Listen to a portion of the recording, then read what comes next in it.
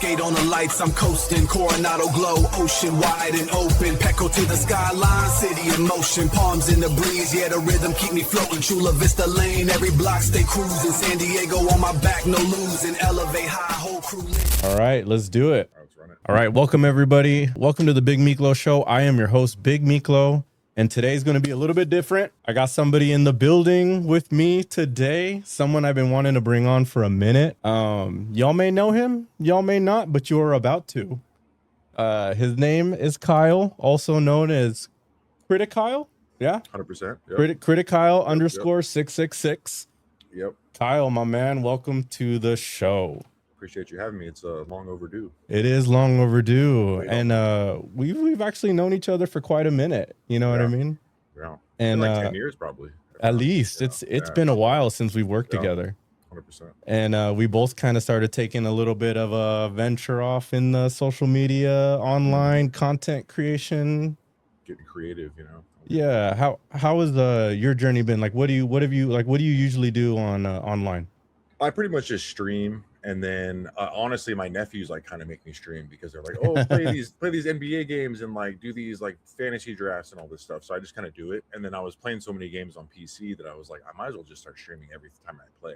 So that's what I just do in general. And then I just promote like, you know, health and wellness pretty much because my degree is in psychology. So I have my master's in psychology. So that's like everything to me. Dude. So that's dope. That's the vibe, you know. I love the old school NBA. Is it just 2K or live, or I feel like I've seen some pretty deep cuts. I've been diving into everything. So like, you know, nostalgia is like NBA Live for me. But 2K, like if you put one to like the best like fluidness of the game, I would say you play the most current 2K. You know, sure. So that's what I've been playing lately. So it's not as bad. Is there one you would say is the best past NBA game? Is there one that you just sticks out in your mind? I think that I mean everyone reigns NBA 2K11 is probably the best, but the last best one was probably NBA like 2K16 or 2K13.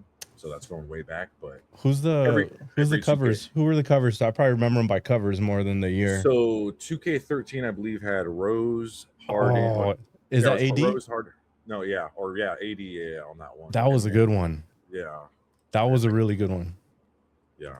I really messed with that one heavy. I had a good time with that one a lot. No, actually, so 2K, yeah, it was Harden, Curry, and then Davis actually for 2K16. 16. So okay, I really like that one. Yeah, 13 was Blake Griffin, Rose, and Durant actually. Okay, that was a good one too, though. Yeah, no, it was definitely 100%. Damn. Yeah. Takes me back every time I see those. I want to go down. What do you use to play those games? Like, how do you get them? I play them. Well, I have emulators, so it's just a matter of like I download emulators, and it's like, you know, I'm a pirate, but you know, so it kind of just depends, you know. That's another story to be told somewhere else, but you know, it just depends. So. Offline, off the public. Yeah, 100%. All right. Well, before I move on, let me get into a little bit of housekeeping. Please subscribe wherever you're listening. Follow me on all your social medias. I have Instagram. I have TikTok. I'm on Facebook. Is that it? What else am I on? And obviously YouTube. I also opened up a Patreon at Patreon /Big Miklo. If you want to further support the channel, you can please head over there, help me out, keep the channel running. And Kyle, if you have any handles you would like to drop, feel free to do it, my man. Yeah, I mean, like he said, follow all his stuff. He's obviously got more going on than me. I feel like I just have I have Kick, I have the Twitch, and I have YouTube pretty much, and I have my Instagram if you want to follow me. But you know, it's all Critic Kyle. It's either _666 or there's just Critic Kyle. So just follow me there. I appreciate you. I'm just here to vibe. Hell yeah, dude. Hell yeah. How do you like doing the short form content? Because I know you dabble a little bit on posting your clips too.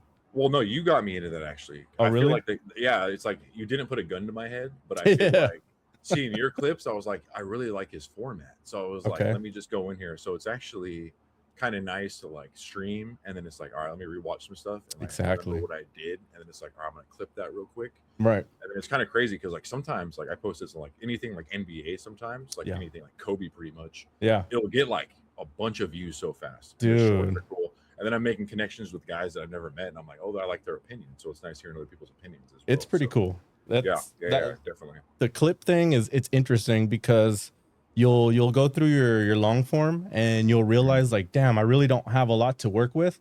So Yep. then, like for my next show or project or whatever, I make sure the topics that I have are going to be able to fit into a short form, like decent reel. You know what I mean? Something that I would use as a headline as a reel. Yep.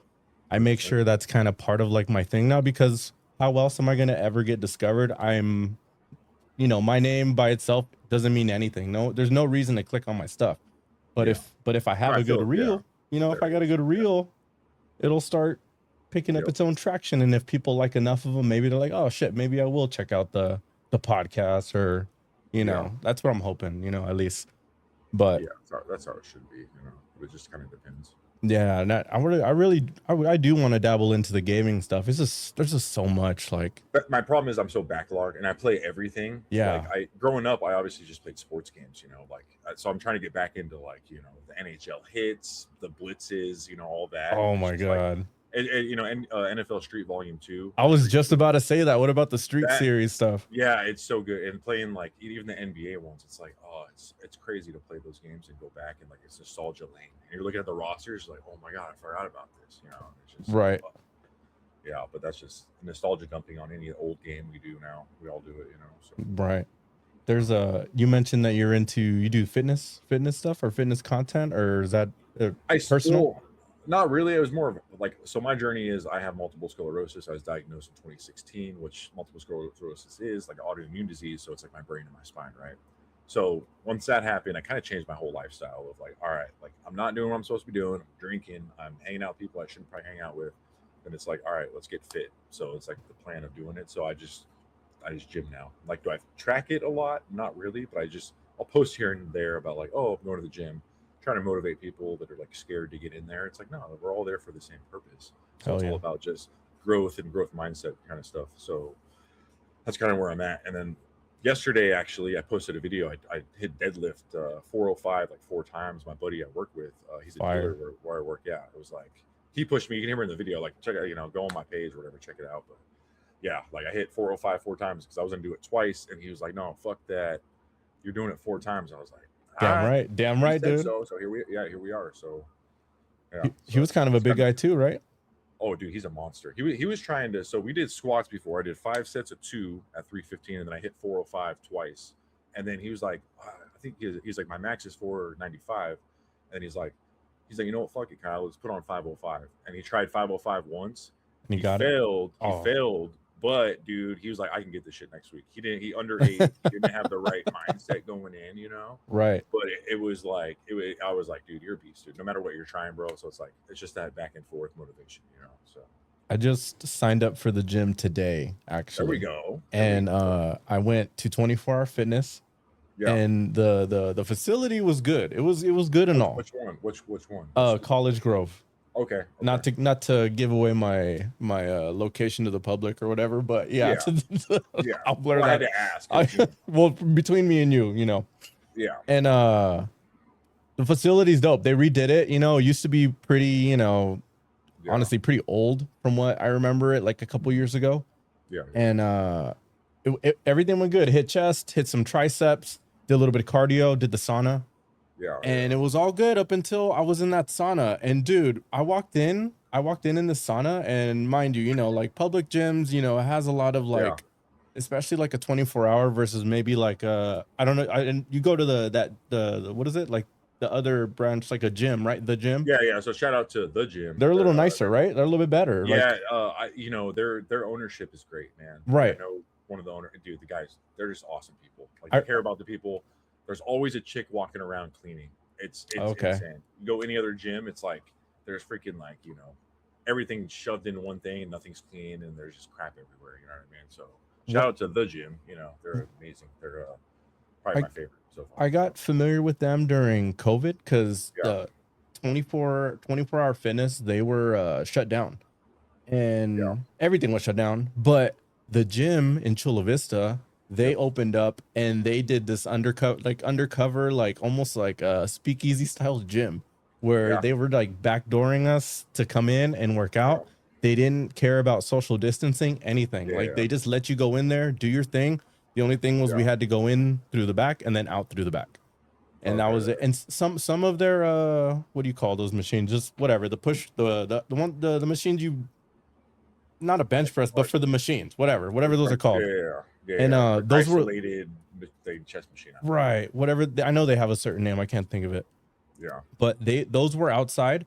But Mhm. other than that, they had so many like regular bench. They had the lat pull down stuff, Yeah. the cables, all that stuff, all was inside, and it was a Yeah. lifesaver. And it was like barely at that time, like maybe $15 a month, and it was dope. And then I kind of moved around a little bit, and then canceled it once I got into construction. But Yeah. Well, you're gonna work out doing that just alone. it is a lot of like physical stuff. Now I'm at a point where it's like more like technical stuff now that I'm not like an apprentice anymore. But that's why I'm like, I gotta get back into it, because I'm not like lugging around heavy shit up and down stairs like all the time anymore.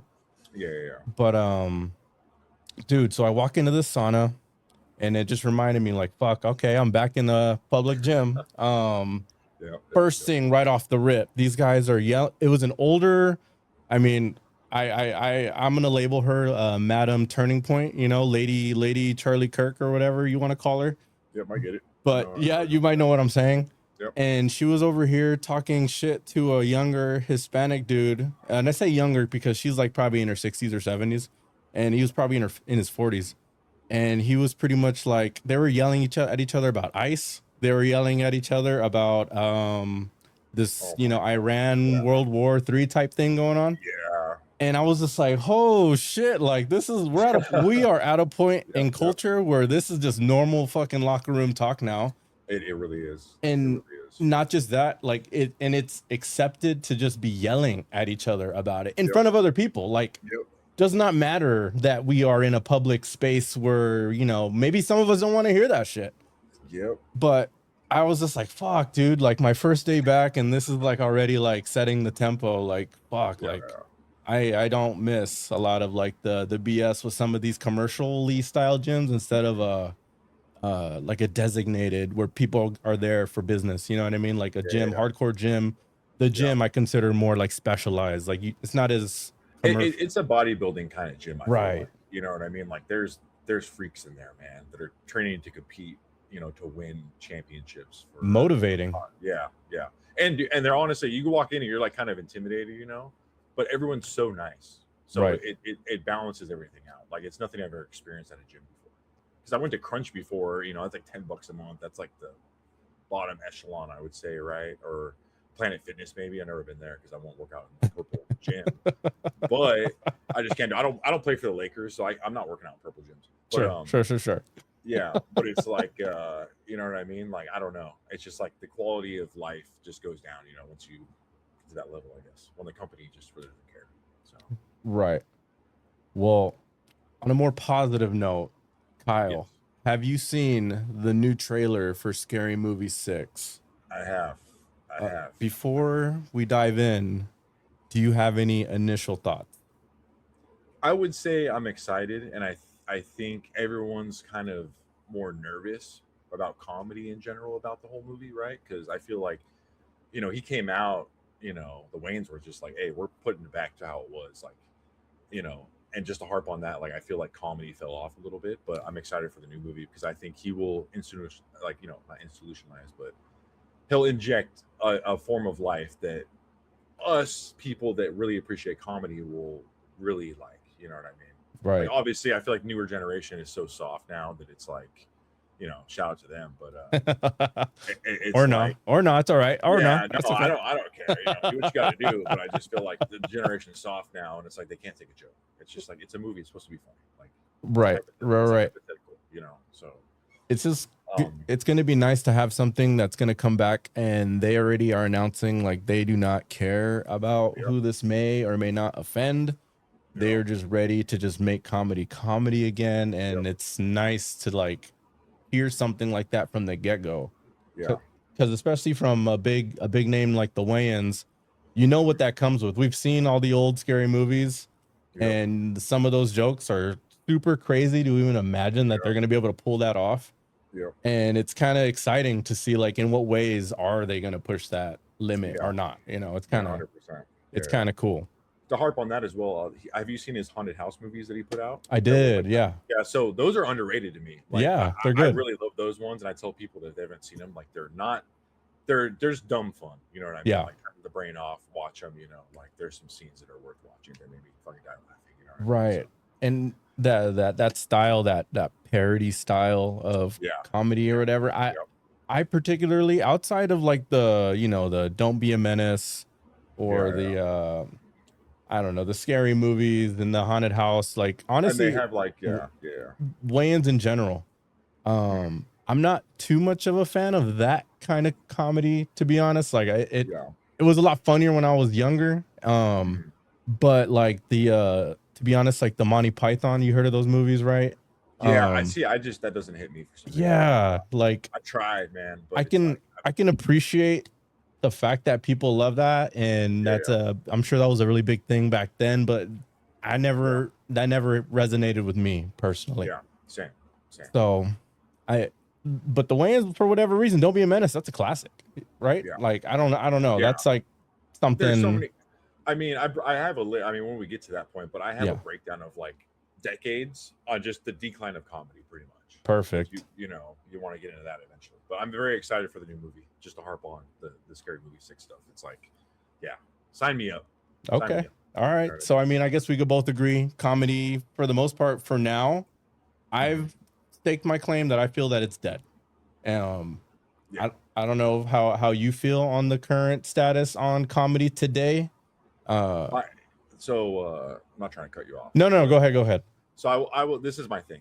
Anything I feel like that is deemed funny by certain individuals that is pushing the boundary, I feel like it gets political, and I feel like any type of comedy that is funny to us, right? Because we think comedy is dead, right? We get deemed like a certain like either far left or right side, right? Sure, yeah. So I believe it just goes from there. That's why comedy is so divided. You know what I mean? Yeah. And what broke in, you know, the demographic of the U.S. with that, I was like, I don't know exactly what that was. I don't know if it's chemicals in the water, you know, turning the frogs gay. Shout out Alex Jones. You know what I mean? Or if it's, you know, something going on that I don't know, or the chemtrails, or I don't know. Who knows? Right. That's a whole nother thing. But we're all soft now. Yeah, like I said, you know, it's just, you know, it is what it is. Right. The world we live in, you know. So. Is there a recent one that, or like, can you remember the last time a good comedy came out? How far back do you have to think in order to even like? Because one of the first ones that come to mind for me, and I'm sure there are like some that come out, but like they went straight to streaming. Was like super bad. I remember seeing that in the theaters. 100%. Lost my shit, right? Like I don't even remember laughing that hard in a theater since then, and that was pretty close to high school. You know what I mean? So I mean, maybe the Jackass movies, I guess, if that counts as comedy. I don't know if that's specifically that. Like, bum fights, remember that? I don't know. That was kind of a form of comedy, but that's way back, dude. That's way back. That's like early YouTube, right? Yeah. You know, is what it is. But... Okay. I think that stuff's funny. I don't know. I was 16, so. Do you have a favorite out of the Scary Movie lineup? It's got to be 2, right? 2? Okay. Yeah. I think 2 is, you know, just there. It's so quotable, and you have, you know, it is. Tim Curry's in it. It all works. That's the strong hand, right? Yeah. There's so much there's so much culture jammed into that movie that as a whole, it covers so much, and it's so great. You know what I mean? Right. I love scary movies. Like horror is my favorite genre, right? You know, like, you know, yeah, I have it all tattooed on me and everything. But dude, like, I don't have many friends that are into the horror genre, so I can't wait to kind of dabble a little bit today. You know, like we're definitely gonna dabble a little bit and kind of test my boy's knowledge here with a game. I got a game ready for him. You know what I mean? Ready? So we'll get into that in a little bit. Yeah. For me, I'd say you know, 2 is great. 2, how can you deny 2? Yeah. 1 I have no problem, you know, saying 1. just with how at that time, like the imprint it left on me at that age. I was probably like what sixth grader or something like that, like somewhere in that early like time frame, right? Like somewhere in that, and to go to the movie theater for my mom to take me to the movie theater at that and go watch the scary movie. That's one hilarious. dude, right? And I can't even fathom like doing that today. You know what I mean? Like it's pretty crazy to think that my mom took me to go watch that without with that many out of pocket jokes that they made. Yeah. But man, that thing was legendary. Like quotables, definitely all throughout that as well. Heavy on the scream, you know, definitely love Ghostface. Yeah. See, shout out to Ghostface. You know what I mean? I have my mask over there. Dude, you got all these masks. What's going on? Dude, so I started collecting them, right? I was like, I'm gonna start buying masks. I want to hang them around my wall. You know, it was like more of like a thing, like, oh, I just kind of want like a theme going on. But then I was just like, I don't know. I started getting into it, then I kind of fell off. So I was like, oh, and then it's just like, there's some dude. If you go online and look at masks, man, there's so many different types, man. They got these, they got these latex ones. Jim Carrey's fucking doubles wearing. You know, oh shit, it's right. They have all these crazy things, dude. It's like, man, I can get anything I want, dude. If I like. Just take an image of my dog's face, bro. I can make a mask out of that. No way. Oh, so you can just get these masks made like you could professionally. Yeah. I mean, essentially you can. There's just a lot of like if you go on the right sites, but if you go on like any like horror movie mask site with the traditional ones, dude, they get pretty pricey pretty quick just because of the quality of them and they're insane. Freaking black market of masks over here. Yeah. But to harp back on the whole scary movie thing, but I think 2. I think we both deem 2 is the best one. I think so. I think so. I appreciate 3 and 4, honestly. I didn't see 5, so I have no idea. After that, it kind of just fell off. So if I remember right, 2 was the last ones that had the weigh-ins, right? Yeah, 2 was the last one that had the weigh-ins. And then 3 was like the 8 Mile one, right? Where they like 8 Mile, and then 4 was just another weird one like that, I think. But I think those started kind of going a little too far off the rail for me. I think it got a little too goofy, if that makes sense. But I could definitely appreciate. No, 3 was the Charlie Sheen. I think 4 was the 8 Mile one. I think. Oh, okay. Yeah. I stopped keeping track once. I could attest to that. I agree with you on that one. I think everyone knew. It was like the Waynes aren't involved. Okay, we're good. You know. Yeah, definitely. Let's start talking about those eras, right? I think and I'm talking about specifically those eras in comedy. I got you. So if you were to highlight your favorite era, and I'm gonna say eras are probably like what the 70s, 80s, 90s, thousands kind of like thing. so. I pulled up the ones I'm all alive for: the 90s, the 2000s, the 2010s. 2020s. I feel like there's not a comedy.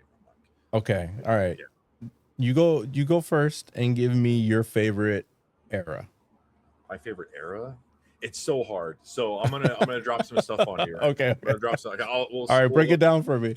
We're gonna go back. We're gonna start 2000s, right? I'm just gonna start naming off movies, and I will go from 2010s to 2000s to 90s, and we're gonna see. I personally like. You'll notice it, all the bangers that we see here. Okay. So 2000s. This is what we're working with. All right. We have Hot Tub Time Machine. We have 21 Jump Street, the 21 Jump Street movies, right? Those are 2010s. We have Due Date. There's Tag. We Are the Millers. It's like I'm like, okay, like these are a Bad Teacher, Trainwreck, right? Hall Pass, Wolf of Wall Street, but that's just a great film, right. Scott Pilgrim. I mean, that's the ones I'm seeing. You know what I mean? The other guys, I guess, was 2010s, which is a great movie, I think, but that's just me. Really good. Why Him was like dating movie with like Bryan Cranston, Dave Franco. Okay, yeah. So those are the ones like the top ones that are deemed by Google as like the top comedies 2010s, right? Okay. So if we hit the 2000s, okay, we start off Wedding Crashers, Old School, Talladega Nights, Dodgeball, Superbad, Pineapple Express. Shit. Yeah, that's what I'm saying. Hold on, I'm clicking this thing. Anchorman. You have Idiocracy, Semi-Pro, Harold and Kumar, Napoleon Dynamite. You have Borat. We have Step Brothers, How High, Van Wilder, kind of a sleeper. Hot Rod, Beer Fest, Damn, that's The tough. Hangover, Scary Movie 2. Like it just Damn. Zoolander. It keeps going. The list Okay. keeps going. I can just it just keeps going, right? So this is almost like our So kind of yeah, this is our era. generation Yeah. going up, So right? yeah, this is our era. And then so if we go back to the 1990s, right? Mm-hmm. We have Half Baked, Kingpin, Mallrats, Tommy Boy, Office Space, Billy Madison. You have what else do you have here? Nutty Professor, Oh, that's a good one. American Pie, the South Park movie, Austin Powers. You have Clerks, Don't Be a Menace, Dumb and Dumber. It's my favorite comedy of all time. Okay. Wayne's World, yeah, Friday, Big Oh, Lebowski, Cable Guy, Liar dude, these are Liar. tough too. That's what I'm saying. Wedding Singer, Wayne's World 2. It just goes on. Mars Attacks, Night at the Roxbury. It's like Oh you have the Mask, man. you have Ace Ventura and the Mask. Like so, Adam Sandler and I feel like Jim Carrey ran that era, right? Sure, yeah. Yeah, you know what I mean. That's not even counting like Happy Gilmore and Waterboy that probably came out in the '90s. I'm guessing, right? Because I don't see it Right. on here, but like Encino Man's on here. It just it keeps Oh, going. yeah. For the '90s, I just keep clicking. It keeps going. It's just it's endless. But we wouldn't have enough time tonight. yeah, we want it. Yeah, but I think the 2000s for me is probably the best era for me personally with comedy. Okay. That's where it reached. Like, I feel like the 90s has the GOAT movies. Yeah. Like, over the top. Like, they're the all-time favorites. Like, they will shit on any of these 2010 movies. Yeah. But, like, dude, Zoolander, I still quote Zoolander, like, every day. Zoolander like, is amazing. You know what I mean? Like, I quote that every day. Like, anytime someone's like, oh, that's it? I'm like, what is this, a Center for Ants? You know what I mean? When it's like so small, you know what I mean? It's like, or when anyone coughs, I'm like, oh, I got the black lung pop. Or, you know what I mean? So it's like, or when anytime someone corrects someone on like any type of pronunciation, I'm like, it's merman. It's merman. You know what I mean? It's just like, it's crazy. And like to hark back on your question from like, I don't know, like 10 minutes ago, a movie that I can remember that being funny when I saw in theaters was probably The Hangover. And that was in the 2010s. Yeah. So I just feel like, you know, it hasn't been the same since. And every now everything is like straight to, you know, video on demand. So it's kind of like those movies are bangers, but yeah, it just doesn't hit the same. It doesn't. Yeah, it doesn't, not at all. It's different when you're around a bunch of strangers and everyone's locked in on the movie and everyone laughs at the same time and at the same part, you know, like it's, I don't know. So prime example of my definition of like the newer comedies. Did you ever see Sausage Party? Yeah, I did. Animated movie. So I saw that in theaters on a first date. Okay? First date? Yeah. And if you've seen that movie, like towards the end, there is the most awkward scene. So I've never been in a movie theater that's packed where everyone's just kind of looking around at each other like, the fuck is going on here? Did everybody in the theater, because at this time I had a part-time job on the side at the movie theater, and the amount of parents that brought their kids to go watch. What I'm saying.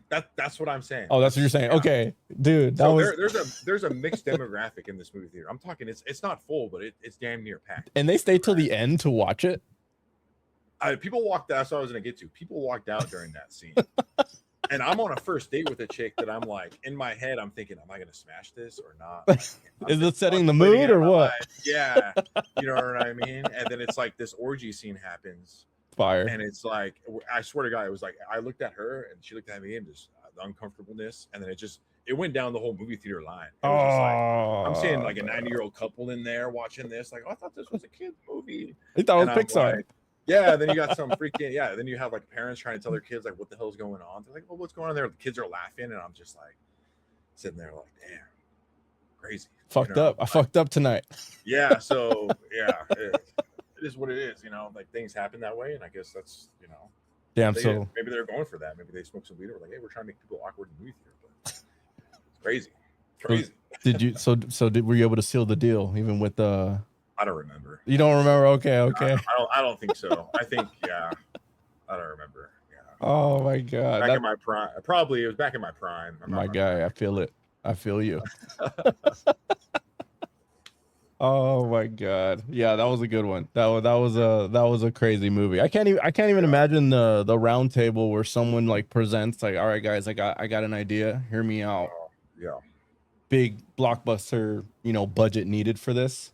But we got Seth Rogen, and then, you know, name down the list of all the famous guys, and they're all fucking groceries, and they're all fucking, you know, banging each other and doing all kinds of dirty shit, and like, boom, check this out. I thought the movie was so great until that part.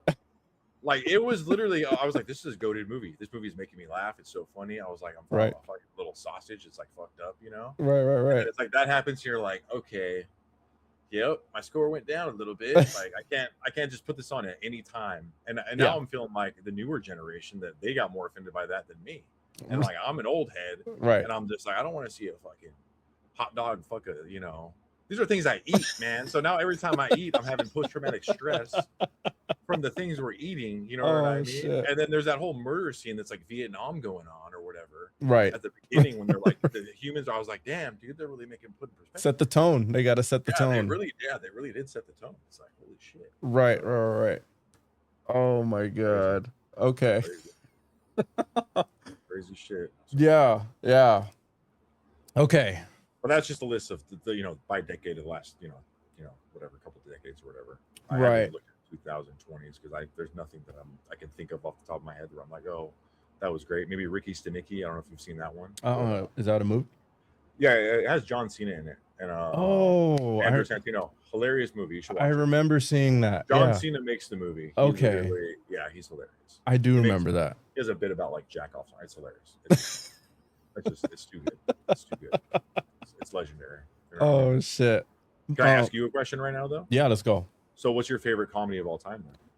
Movie. You can give me a couple if you want. Just, you know, shoot the shit. Okay, the first one that comes to my head all time, and mind you, I'm taking myself back to a young Kyle. Yep. Ace Ventura. I might not have been born yet. I'm fine. Get the fuck out of here. Ace Ventura, yes. Ace Ventura, right? Damn, baby. Yep. And what the When Nature Calls and the original, right? Like I really enjoyed them both. Yep. Let me see. Shit. I want to say honestly, like when I was younger, Jim Carrey like owned that whole time, you know. He did, yeah. And it's kind of odd seeing weird behavior like today when you look at them and see them so like you're a legend. You know what I mean? His wife died, didn't she? I don't know. Is that a thing? So I think could that's be. what happened. Something happened with him, and like, dude, you see someone that you love, you know, that's everything. Go, it's like that's gonna put you in a dark place. You know what I mean? For sure.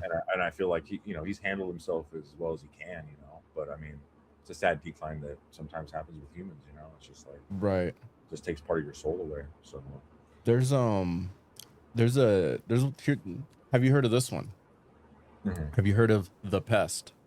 Yeah, The Pest. I love The Pest, dude. Really? Okay. I'm not. I try to put that on that opening scene. Just I can't do it.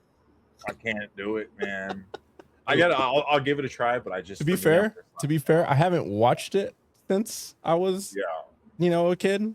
But I remember playing that on rotation, like on a regular basis. Yeah. Have you seen Rocket Man? Rocket Man's good. Yeah. Rocket Man. I love that shit. Yeah.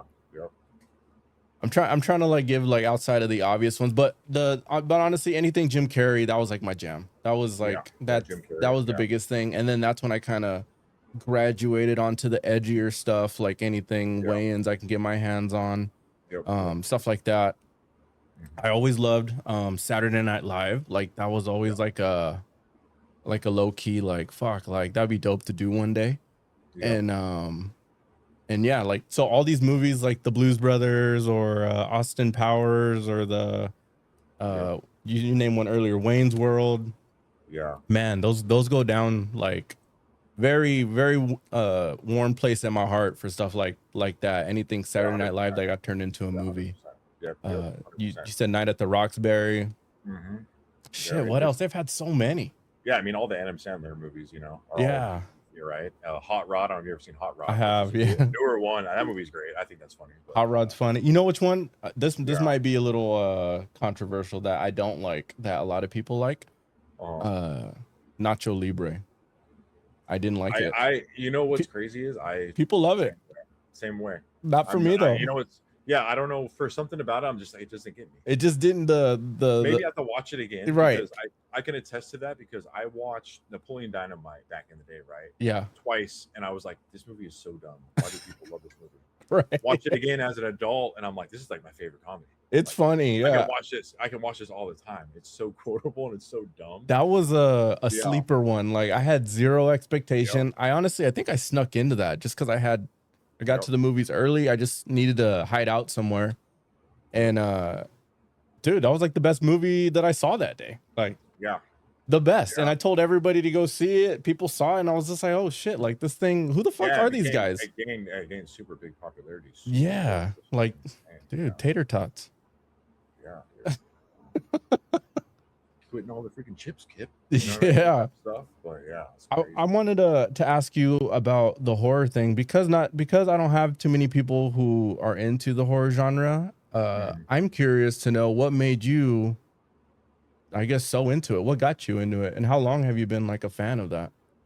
Honestly, the first recollection of any type of film I remember watching as any time was like as a kid. Well, like obviously my mom put on Disney, but my dad would get home and it's like Sci-Fi Channel. Okay. You know what I mean? So it's like I got into it because of my dad. And then like my mom would probably get mad at me because she would be like, why are you putting this crap on? You know what I mean? Like like a vampire is eating like a chick or whatever, you know. Like Right. obviously it's on TV, so it's not like showing it, but there's other versions that will show it. But yeah, I would say like my dad and then like my sister was really into it, and it just went from there. You know what I mean? And then What was honestly, it? it's just like X-Files or Buffy, or like what was the stuff on TV that you're watching my now? family was in. Yeah, my family was into Buffy. Okay. But I do like just growing up. Yeah, the X-Files, and then So good. Yeah, it's so good. You heard they're bringing it back? Yeah, you saw that? Yep. Yeah. But honestly, like to harp back on like any show, I would say the Twilight Zone. Oh, The yeah. Twilight Zone is goated. Like I was watching that probably with my grandfather. Like honestly, maybe him too. He probably put me on a lot of horror stuff at a young age.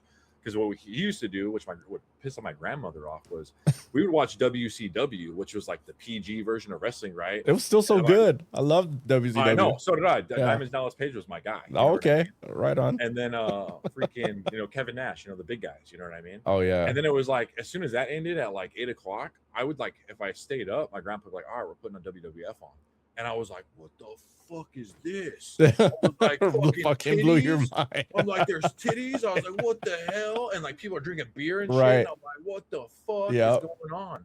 And I was like, dude, yeah. And I was just like, okay. And then it's like from there, it's like you see Kane and Undertaker, right? And there's this mysterious fucking darkness about them. And then it's like you kind of get into that, and you're like, okay, this is cool. Hell yeah. And I started getting into that more. And it's like that's the horror brought out, Right. That's true. And then it's like I don't know. There's so much through the years of stuff I just put on and just watch because it was all the TV, and I was like, all right, cool, And then I look in my room. I have a bunch of horror memorabilia, bunch of horrors on your room. Yeah, a bunch of horrors on my room. Yeah. But that's dope, dude. That's my introductory to horror, and it just keeps going, man. Like my tattoo artist, big horror, nerd too. And dude, he's kind of pushed me to watch some stuff that I don't think I would ever watch. And we always give each other feedback, which is nice. Like like lower, like I don't want to. Yeah, honestly, him and I send each other a bunch of different stuff throughout the week of like, oh, a new trailer coming out, or like there's a YouTube short of this, or like some type of AI generated thing or whatever. But we're always looking at like new trailers coming out, and like just like, oh, horror's coming back. And it's always one of the countries at the most turmoil of anything. If you look back in history, that's one of the greatest genres of like, or greatest movies, I should say, of horror have came out, I would say. So we're like a dark time, and I feel like the darker the times are in the reality, the darker the movies are. Wow. Okay. That's my theory. I gotta analyze that. Yeah, that's a good like thing to bring up. So do you have a favorite horror movie?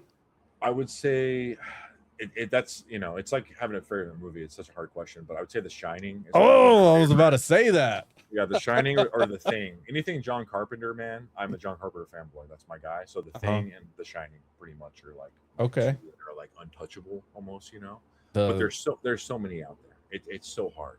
Okay. It depends on the flavor of the month. What about newer ones? Some of the newer ones? Like I would say like Conjuring, Insidious, and stuff like that. Yeah. You mess with? Yeah, I appreciate it. Like the first couple, you appreciate it. Sure, and then from there, it's like they're trying to flesh it out, and it's like at this point in time, I feel like there's a lot of horror that it's been done, and so it's just like and even like people that don't watch horror, you put a horror movie on, you're like, oh, I know what's gonna happen, right? Because it's so cliche, right? But it just kind of depends.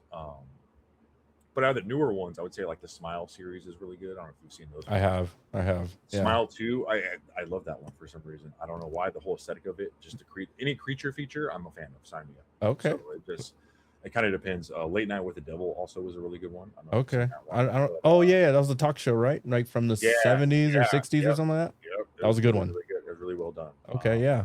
You know, there's a lot out there. I can't think right now. There's a Yeah. lot that I you know. But, Dude, that's what about you? dope. Do you have a favorite horror or no? Yeah, I have a lot of favorite horrors. Okay, that's good. That's good. Okay, so like you mentioned, I gotta mention The Shining as well. That's always my go-to if I just want something I mean, I have it. Yeah, it's right on. there on my wall right there. Oh, you have some? Okay. I'll move this in my head right there. It's like right there. I thought you were gonna be like, I got the carpet done in my house type of vibe or something. Oh, dude, I have a little blanket with him though. Do you? Okay, yeah. That's my dog's favorite blanket, actually. I thought about, because I got one horror tattoo on me, and it's Jason's mask. But if I were to get another one, it was gonna be some way to get that carpet pattern around, because I have a leg that I started, but I don't know if I would do the twins or if I would do Jack or if I would do, I don't know, but that's definitely like has to be on the list of like, I got to get that on me somewhere. You know what I mean? Like it's so good. Like, and then like I mentioned, Friday the 13th, I can pretty much have that on and just play from the first movie to the last, to the most recent ones or whatever. Same with Halloween, Michael Myers. I love that. Just especially around Halloween. To me, it's not Halloween until you start watching Halloween movie, like the Halloween franchise. Like it just sets that. It really does. Yeah. The lantern, like the jack-o'-lantern, should I say? So dope. And then out of the newer ones, I have enjoyed the Conjuring and the Annabelle series. I thought they were a lot better than I was expecting, and the first Insidious I thought was really, really good. Yeah, that one. Yeah. Trying to think if there was one like more recent that I've seen that I was surprised that was pretty good. But I mean, a lot of them are more so like thrillers. Like did you see that movie with Sydney Sweeney? And she's the girl that was in what's that girl's movie? The one that where they wear pink on Friday. What is that? It's like one of the most popular girl movies of all time. Like the one Mean Girls? Mean Girls, yes. She was in there. But anyways, those two made a movie recently, and that one totally threw me through a loop. Like that was like the one I think it was called The Housemaid. You hear about that? I thought she was like a nun or something, but I don't know. This in this particular movie, she gets hired by that girl from Mean Girls. She gets hired, Sydney Sweeney gets hired to be brought in to be the housemaid. And then while she's in there, like everything just fucking goes crazy while she's in the house. Everything she expected when she got hired to go in there turned out to be nothing like she was expecting as far as the job was to go. So not to give it away if you do decide to toss it on one day. I am so backlogged on movies. It's ridiculous. I honestly haven't watched anything like recently because I've been gaming so much. And it's like, I'm so backlogged on everything that I'm like, just like, can I retire now and just catch up on everything? So much stuff comes out so frequently that it's like, dude, I don't have time for it. What about horror games? I hear there's a lot of good horror games. Man, do you do that? You know, you have PC, you have like anything at your disposal pretty much. Yeah. A lot of these games are actually getting made into movies now, which is nice. Like I don't know if you saw the Markiplier thing happen with the Iron Lung. Oh, I heard about it. Is that a horror movie? It's a horror movie. Oh, but okay. It was a game originally, and he streamed it, and you know he popped off with it, you know, and he fell in love with it, and he wanted to make a movie, so he made a movie. He linked up with the guy that made the game, and was like, "All right, let's make this a movie." So if I'm understanding this right, this guy is like a YouTube content creator or something like that, or streamer or something. Yeah, and he's big time, dude. And he was able to put on this major Hollywood level budget. Yeah, I don't know the exact numbers. Don't quote me on it, but the movie budget was like $3 million, right? He made like $48 million in over the weekend. The first weekend it came out because everyone went out to support him.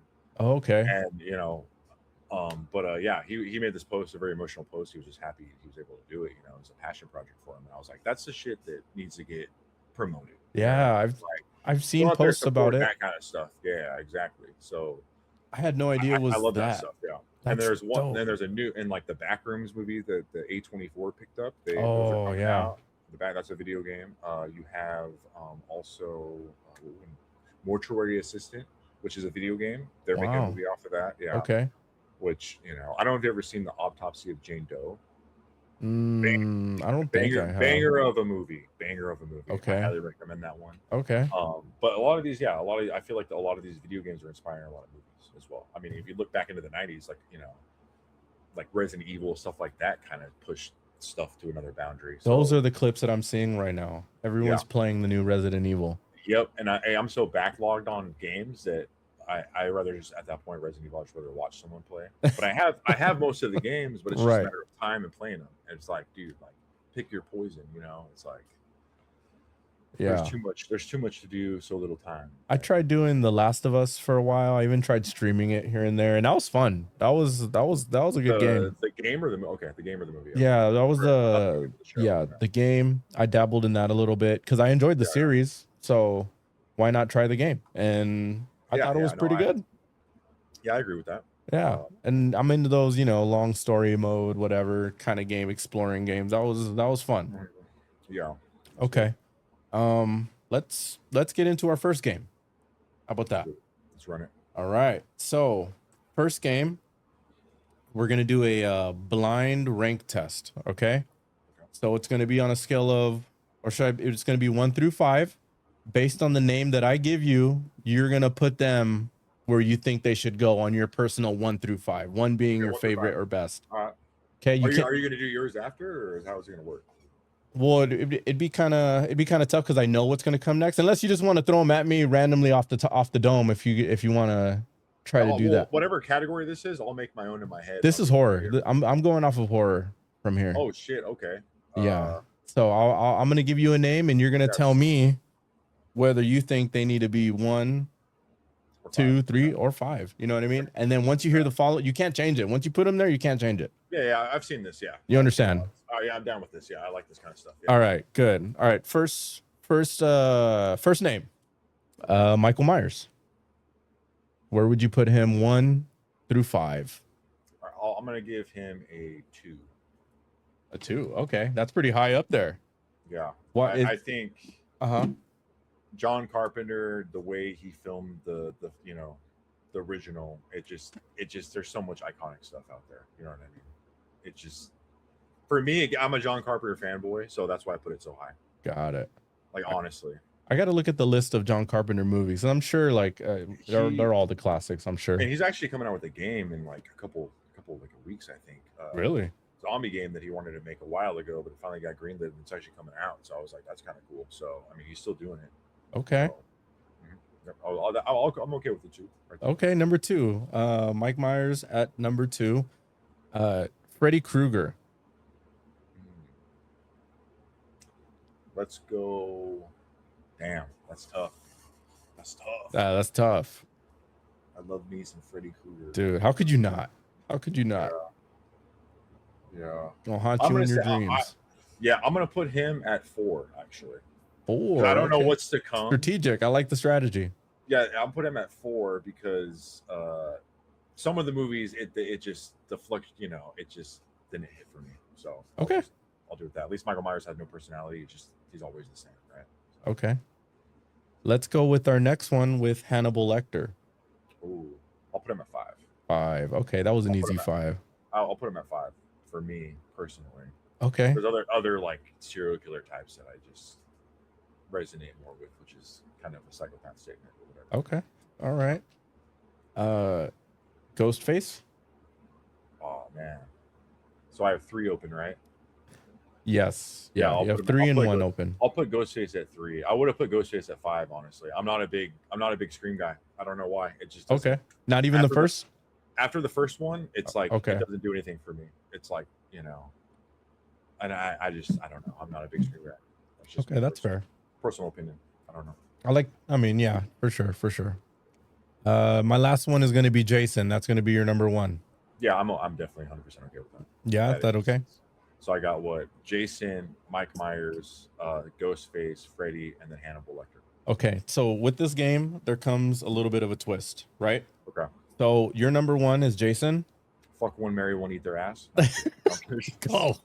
No, I'm just kidding. No, I'm just kidding. That changes the whole dynamic of that game. Dude. So who would go number one? Instead of killing them, you gotta eat their ass, dude. Yeah. Fuck. Okay, so being the fanboy that you are, you've seen how they have been, temporarily. I say temporary because there's always a 1, a 2, a 3 sequels, temporarily defeated. Yeah. How would you defeat your number one in a perfect scenario? If you were to craft a movie where Kyle was to come on top, how would you craft the way that you would defeat Jason Voorhees in a Friday the 13th movie? And the kicker is it gets zany. Some of those movies get zany. There's like fucking mystical powers and shit going on, like that one chick has like telekinesis, right? Like yeah. It's pretty wild in those movies. Right. He's So my theory on Jason, I don't know if they've confirmed this or not, but I believe, because I'm big on Evil Dead, like I'm a big Evil Dead guy. Solid. Another one. I truly think Jason is like a deadite, right? That's the only way I could think that he exists. He's a deadite, right? Okay, so, yeah. Some form of a demon, whatever it may be, right? Uh-huh. So knowing that I have all these things at my disposal, right? Like if I was in a movie, I would definitely cross it over with Evil Dead, obviously. Right? Okay. I would summon Ash, dude. That's what I would do. Oh shit. Okay. I would get, Ash versus fucking Jason, which was supposed to be a thing in Jason versus Freddy, right? Freddy versus Jason. I believe Ash was supposed to come in at the end. It was going to be like a duel, I believe. Right. The theory out there. Really? But yeah, give me some Bruce Campbell, man. Dude. That's pretty good. Did you see he like announced he has cancer or something? Yeah, unfortunately, man. That was pretty sad. He said it's treatable, but it's not curable, he said. But everyone's praying for him. Right. Damn. Praying speedy recovery on that, Okay. Well, they're the kicker in this. We're gonna compare your answer, and I ran the same question through ChatGPT and asked it how it would defeat each one. Each one. We can go down them all if you're curious, because their answer is kind of creative. But how ChatGPT would defeat Jason Voorhees? So I'm curious. I'm really curious. it starts off by identifying the problem with Jason Voorhees. Why is he such a difficult person to defeat? Physicality. They highlight the strength. Yep. Yeah. The durability and the relentless pursuit. Right. Yeah. You play power forward. That guy is slaughtering people. Dude, he could set a mean screen. Oh my god. Yeah. You're in a chat, like you would like explode pretty much. He's Steven Adams of horror movies. Right. No, I would say Jason Voorhees is like the Ben Wallace. Okay, taking it back. Okay, yeah, that's fair. That's my guy. Ben Wallace is one of my favorite of all time. So all time, really? Yeah. Wow. Okay, I think that might get interesting when we go into the NBA thing. Then 100%, okay, 100%. Got it. All right, a little foreshadowing. Weapon of choice. Machete.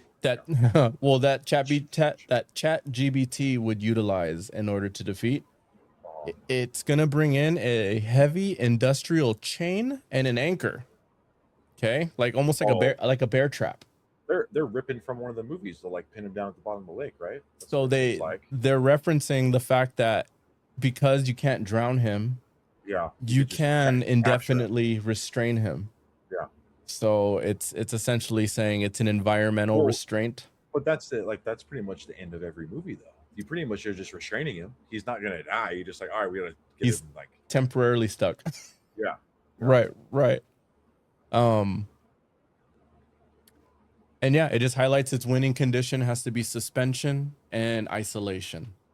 Okay. So I'm honestly kind of impressed with your Bruce Campbell implementation of it. So see, that's what ChatGPT won't have, the creative mind of certain humans. Dude, that was quick. My answer would be way worse than that. Oh, would it be? All right, let's hear it. Let's hear your answer. What would it be? if I had to defeat, no judgment.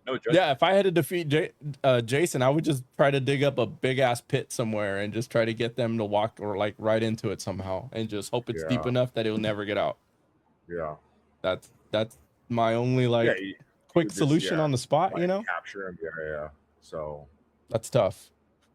yeah, I feel like it's always like it goes back to the mother thing with him. So it's like psychologically you can get in his head with his mother, but it's like I think Right. that would be a funny dynamic of like Ash, with Jason just talking shit to him, just like you kiss your mother with that mouth, like he took his mask off or some shit. Just the Bro, comedy, the that's so slapstick good. you could hit him with would just be so perfect. You know what I mean? That's Like, so those Evil Dead movies, man, those things are underrated. If you want to talk about 100%, underrated 100%. horror, that's one Yeah, of the series for 100% sure. Sam Raimi. Yeah. I mean, there's so many out there. There's so many more, but yeah. I mean, even the new one, I love the new one. Rise was amazing. So Okay. Did you ever catch the TV series? show is amazing as well. Yeah. Yeah, 100%. Yeah. Anything, Bruce Campbell, anything Bruce Campbell. Sign me up. Damn, you know So ball, sir. Sir, yeah, I must say you do know ball. I'm shooting bet. Respects. Yep. I So think can I give you 5? Can I give you 5 right now? sure. Yeah. Let me try to Throw a blind loophole rank. here. So let me hold on. Let me get this all set up here, so I can remember what you choosing here. Right. Yeah, I was looking for a pen. I'm like, fuck, where the fuck my pen go? Yeah. I'll be making notes and shit. Okay, I'll just use this picture. So mine's gonna be kind of crazy because I know a lot of shit. Okay. All right. So, Let's see how where much am ball at? I know. Yeah, we're gonna see, dude. We're about to see. Hold on, this thing's not loading.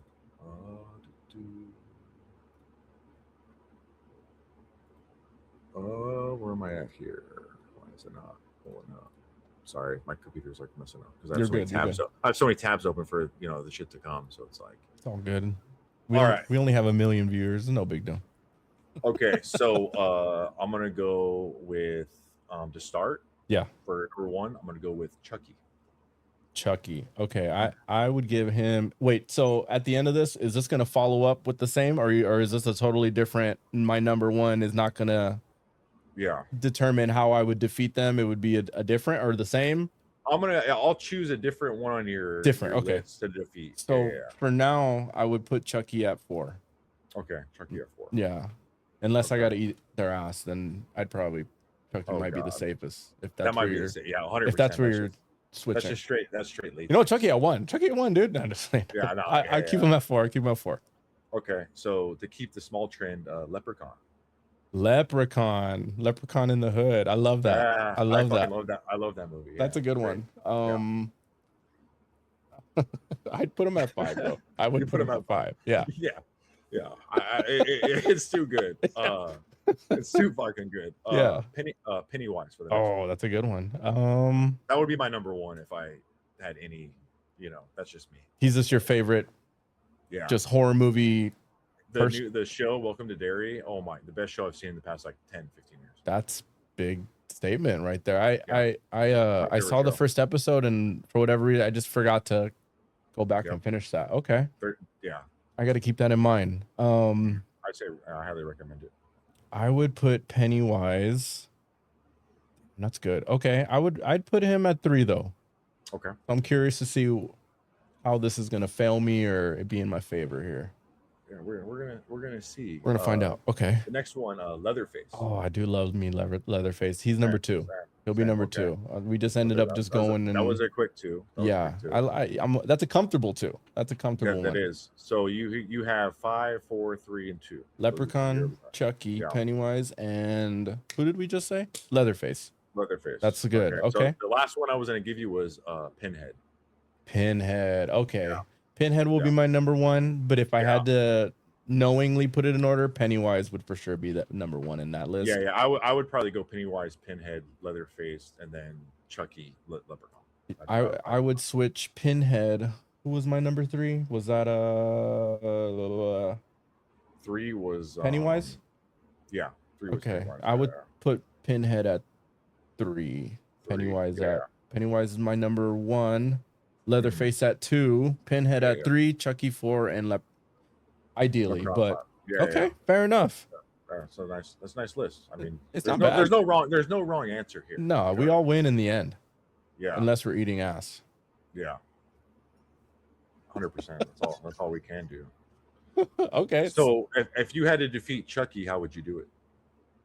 Chucky. You know, I always thought about this because I had this irrational fear as a kid, right? Same. And Same.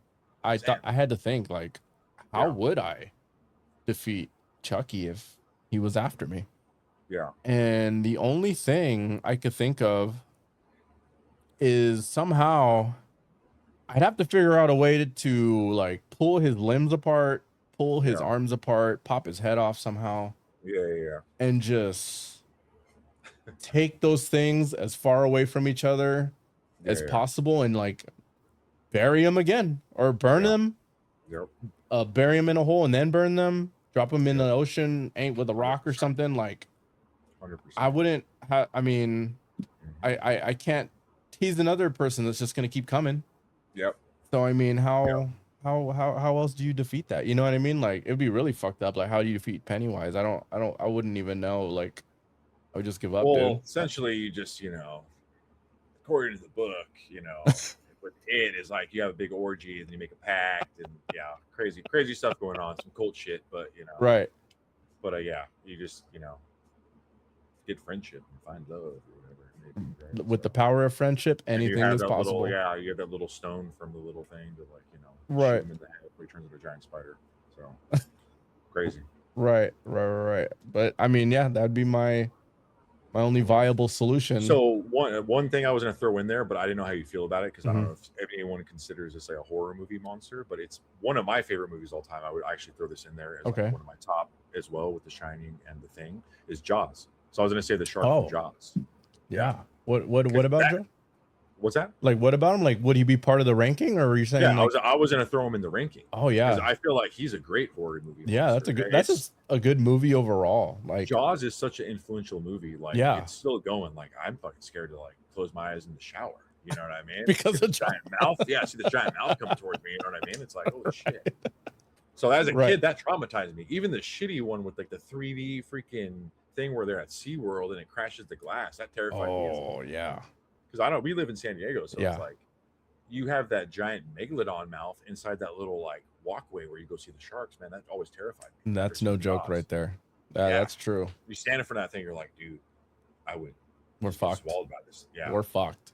Honestly, Like, I can't imagine do fighting that thing, dude. Yeah, fuck. I can't do anything underwater like that. Like I can't either. I refuse to go like whale watching because if that tail breaks Yep. our boat and we're all in there in the water with it, I'd have a heart attack before it would even have to eat me or anything. Well, that's why There's no way. H.P. Lovecraft is one of my favorite authors, and his like Cthulhu stuff is just everything. I have it tattooed on me, so it's like that's my like homage to like, oh, my fear is like the ocean, right? But at the same time, it's like you can overcome it. It's one of those like double-edged swords where it's. Oh, dude. I just want to enjoy it on the beach, kind of deal. You know. That's what I'm saying. Yeah, that's how I am. It's like you go to the beach, like, oh, let's go in here. I'm like, I'm good. It looks great from here. Yeah, I'm good.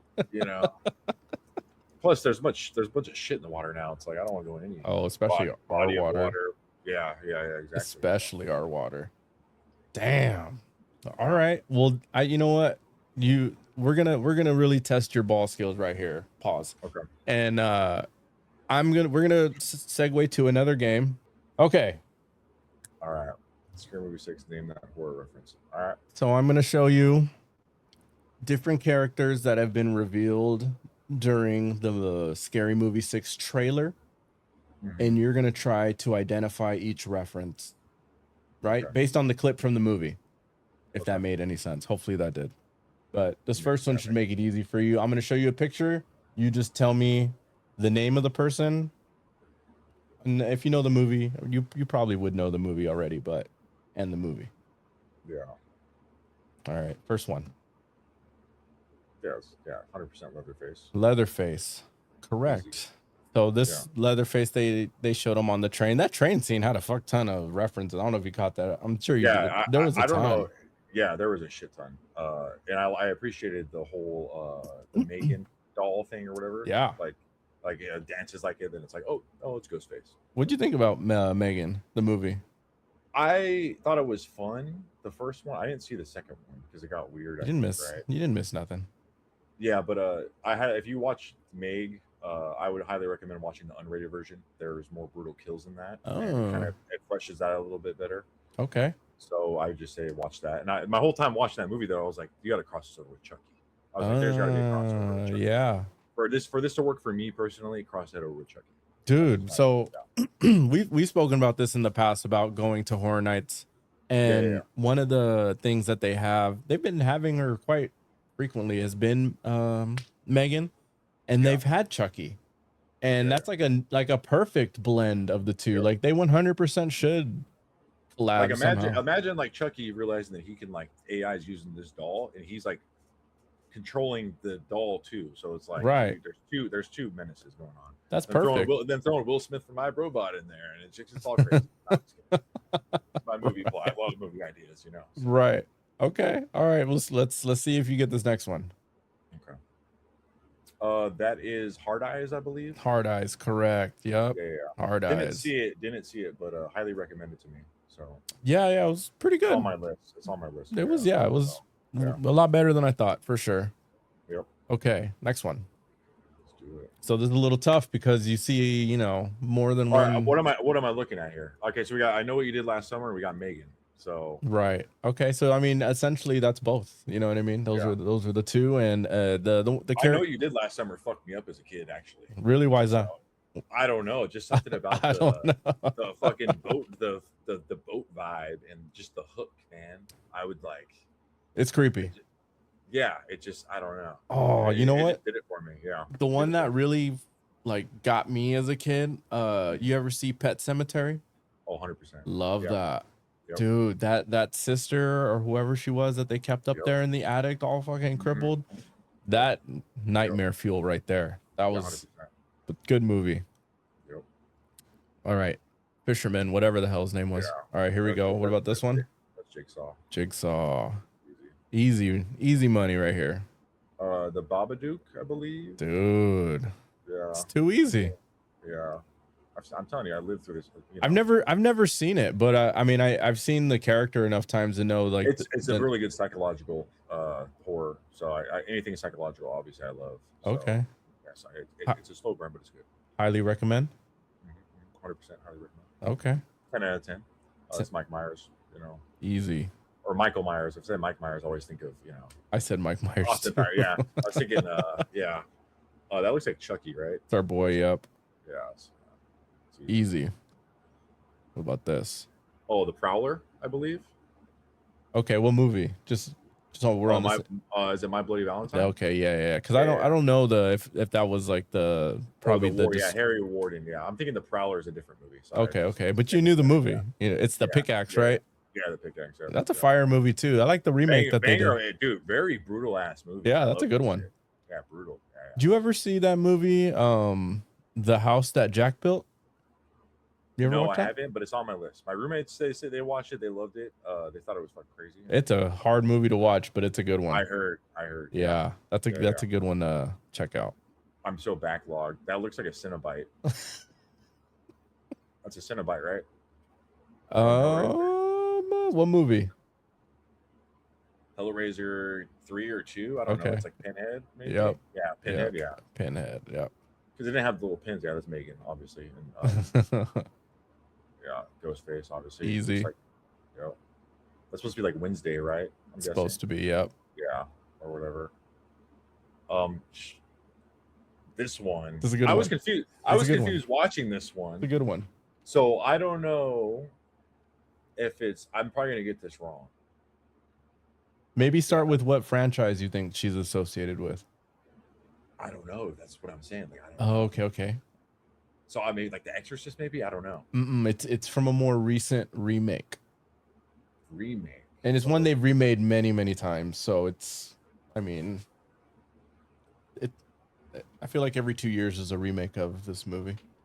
Really, every 2 years, or another sequel, but I feel like every 2 years there's another movie. She's older now. Oh, is it supposed to be Michael Myers' sister?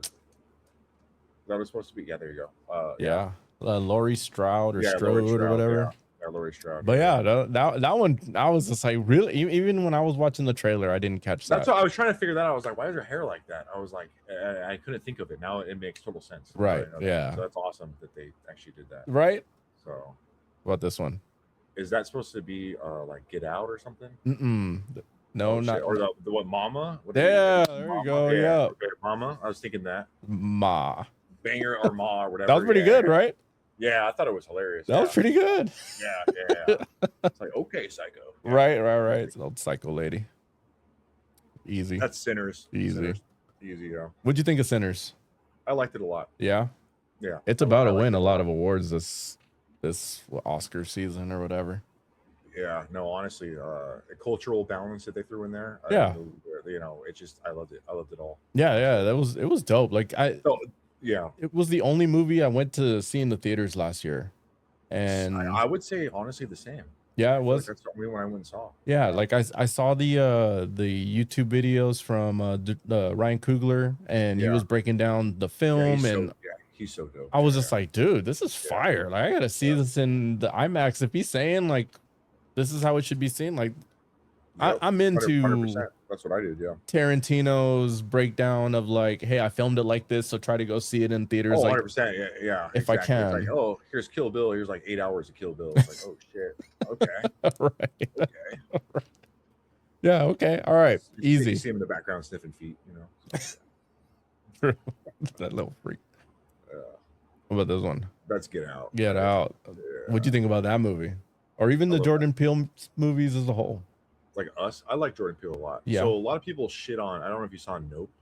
I did. Yeah. I'm a big creature feature guy. So going in thinking that was like an alien film, Yeah. I was like, okay. And then when it was revealed what it was, I'm not gonna spoil it or anything. But Yeah. I was like, that's badass. I was like, I like that. Yeah. It's weird and it's just like it's cool. Right. It's a pretty cool concept. Yeah. A lot of people didn't like that, but I actually like that one. The layers through Get Out that that they were putting in throughout the movie, that was just so much respect for that kind of movie making. Like I enjoyed that so much. Ahead of its time. I mean, even Key and Peele, the show, is still, dude, I watch that shit all the time. Right. There's so many good skits in Key and Peele. It's like it's so good. It is. It is. That show. And just to know his mind is in that dark place sometimes to write some of this stuff and direct some. Who would have thought? Yeah. I mean, that's dope. That's stoner vibes right there. You know what stoner I mean? Vibes for sure. Yeah. It's going from point A to point B. And what was the other one? Us. That was Us. I liked Us. Us was good too. I enjoyed that. Everyone deems Get Out's the best, and I can attest to that. Yeah, I would agree. I appreciate all of them, honestly. Like any Jordan Peele movie that comes out, I'm like, sign me up. Right, I would agree with that as well. Okay, yeah, that's honestly the Us. That was one of the IPs I really enjoyed at Universal Studios. I enjoyed being able to walk around that sort of, I guess, environment. It was dope. It was dope. Yeah, dude, we gotta go. I'd be down. I'd be down for the amount of, and like you really like horror like that. Like you would really appreciate walking through like what would feel like an actual scene getting played out in front of you sometimes. Like it's pretty dope. All right, I've been meaning to go. We're locking it in, and I'm gonna vlog it. Let's see next. Okay, what that? Is that okay? Is that supposed to be Smile, or is that supposed to be like The Shining? Yeah. Smile. Damn. Yeah. Okay. I don't know this. I didn't even think to look at this chick's name. I'm sure she has a name, but yeah, from Smile. Yeah. Oh, that's actually, I love that movie last year. That was a good movie. Long Legs. I watched that shit like 4 times last year. I fucking love that. So if there's a death of comedy, one genre that seems to like be able to continuously, like at least one a year, pump out a really good movie, it's horror. Yeah. For whatever reason, horror it's definitely not hurting right now. I think last year was such a good year for horror, honestly. It was surprisingly good. Yeah, definitely. Yeah. I wish it's only gonna get better, I feel like, this year. So. What's the big movie? Is there what is the best big horror movie for this year? Do you know it off the top? I haven't really looked into it that much. Honestly, I'm excited. There's a new Mummy coming out. That's a different take on the Mummy. Yeah, that comes out next month. But big ones like I just can't think of the top of my head. Did you watch like Frankenstein or like the new one? Del Toro. Yeah. You watched that? You enjoyed that? Okay. Amazing. Yeah. So my top tier for like horror movie icons would be like the Universal monsters. Like my whole sleeve on this sleeve right here is like Dracula, werewolf. I see. Have like under here I have like Frankenstein. You kind of see that right there. Yeah, that's a dope Frankenstein, one. I have the Bride. You know what I mean? Like, I Dude, just they look the good. creature, yeah, the creature, everything like that. So, Universal monsters are top tier for me. Bro, Sign me how up. have you not gone to Horror Nights yet? That's like their bread and Dude, butter right there. I know. That's crazy. It is a little pricey. Casinos be making days blackout days for no reason. So Nah, dude. that's why, dude. We gotta break those rules. I was gonna go last year, but I forgot what happened, dude. I got like super busy that month. All right. Well, this year, don't be busy. All right. I'm not. I mean, to be fair, I don't know the lineup yet. I mean, and each year is kind of it can be hit and miss, but there's always at least one house, like the Terrifier house last year. I'm a big Terrifier guy, bro. Big Terrifier guy. Yeah, dude. Love that shit. Yeah. Speaking of like new horror, like come on, probably leading the way right now. Yeah, he's an icon, man. All right. Speaking of which, okay, so we got easy. That's Art the Clown. Easy. You know what I mean? And I think is that it? I think that's it. So I think I only missed one, right? I would say I only missed one. Yeah, and it just took a little bit of memory jogging, just kind of. Yeah. There we go. That was a good little game there. Yeah, why not? Right? Not too bad, dude. You sir, you know ball. Let me see. I track. And 1 second. Yeah, I'm gonna close out my movie. Okay, we spent. You got something before I? Yeah, I was gonna say. What was just a random, food for thought here? Yeah. What was the first movie you remember seeing in movie theaters? Ever? Yeah. Oh shit. Like one that you were like there and you were like, shit. This Present. Is cool. Like this is cool. Yeah. Yeah. What year did Lion King come out? Or that was like 90, right? I'm just trying to figure out if that's like late 90 or mid 90 or. I want to say that's for sure up there or early like 90, it was 94. Present. Okay, so I would have been like 5, right? Lion King for sure. I remember seeing that a bunch, like over and over in the theater. Before that, dude, that's crazy. Fuck, I don't know if I can consciously remember anything prior to that. I mean, maybe I guess I would have to hear like certain movies that were like popping around or right before that time, but for the most part, what I vividly remember is The Lion King. Yeah, for sure. What about you? I would say so. I just looked this up. So I'll say the movie I remember the most, like going to see as a kid, was Batman and Robin, the one with friggin' Arnold Schwarzenegger. Oh, okay. What year is that?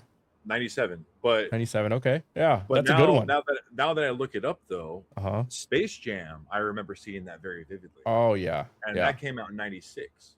So I guess I remember seeing Space Jam. Right. But I remember Batman and Robin was so more impactful because it was so. That was dope. Visually, that was a dope movie. Yeah, I love that movie in theaters. At the time, that shit was fucking awesome. I was like, oh yeah, I walked out the theaters. That was so cool. And that was like straight like comic Batman, right? So cheesy and just like, you know what I mean? I want to say, as we get older, we watch it, we're like, oh my god. Right. I want to say like heyday action figure, like going 100%. To the store, toy stores, dedicated toy stores, like. That's what I associate like that Batman run there.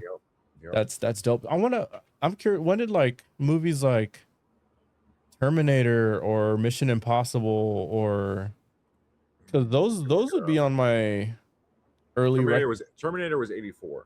Oh man, that's definitely a no-go. Maybe it would have been like 2, maybe I saw 2 was 91. Okay. 91. What year were you born? 89. Okay, I was a 90 baby. Okay. So you remember seeing Terminator 2 when you were 1? I don't know. I want to maybe not. Have you seen that at like 2 years old? That's fucking crazy. Bro, dude, don't doubt my memory. I'm not doubting it. I'm just saying that's fucking crazy. That's bizarre. Honestly, it's gonna lead into our next segment. I even have this with Jordan. I have the only real recollection I have of watching Michael Jordan is the Jazz series, and that's it. I would say the same. Like, so are we getting into what we're gonna get into, or we just we still have to go with this? No, unless you have more. No, I don't. I think this is the perfect segue into what we're about to get into. Okay, all right. Well, then, yeah, we'll about Space Jam, anyways. So, it works out, right? So, all right, let's segue from one Mount Rushmore of horror to Yeah. the next in our Yep. NBA Mount Rushmore. I'd Absolutely. say another thing me and you share in common that we enjoy is NBA basketball. Probably all basketball, to be honest, right? Yeah, yeah. You know, I make jokes on my page about WNBA, but dude, like I respect the women like playing. You know what I mean? I will clown them. You know what I mean? For The Angel sure. Reese That's layups, all that kind of stuff. You know, like, and I will attest that I can still beat them today, like any of those players. no, you I wouldn't. will. That's what I'm saying. Like I Chelsea attest to that. Plum I would. don't know. Fuck, Yeah, she would probably dominate. she Yeah, would dominate you, bro. yeah, probably. But you don't know that. We don't know that though. Roll a ball out, bro. Sure, Like, sure. give me like a month to practice, get like my shape in. Like I think honestly, like You've seen Sabrina Ionescu, right, against yeah, Steph 3-point yeah. contest. Well, there's like She was right there. Lauren Betts is a monster. She's like 6'7", right? Or Right. something like that. It's like she might dominate. I'm just saying someone like Sabrina might just need that much space to just get a three over you and 100%. probably automatic. I would imagine. They're gonna outshoot me 100%. That's what I would imagine. Like, hit me in the post, dude. I'm hitting some shimmies. and they kind of get a little physical too, you know, like enough just to create a little bit of space.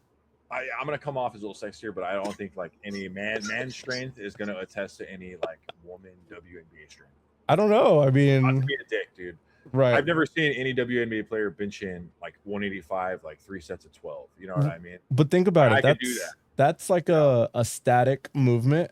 What if you're running full speed and having to stop on a dime with a shoulder check as you're stopping? You know what I mean? Like, and a little step back as you know what I mean? I mean, like, the way the game is played today. You're like, I guess that's a thing. I guess, you know. Something I argue with my nephews about all the time. It's like they just like LeBron's the GOAT, and it's like, no, not to me, man. I get like 1,000 reels, dude, every day of like, oh, Kobe did this, Jordan did this. It's like, okay. I was like, it's an ongoing argument. Okay, so what is your gripe with LeBron? What is it that's you don't see him as give me so my heyday with LeBron is a young LeBron. You know what I mean? Sure. Up until he left to Miami. Right? Yeah. Because I was a Melo guy through and through when they came into the draft. I agree. I was more like, Melo too.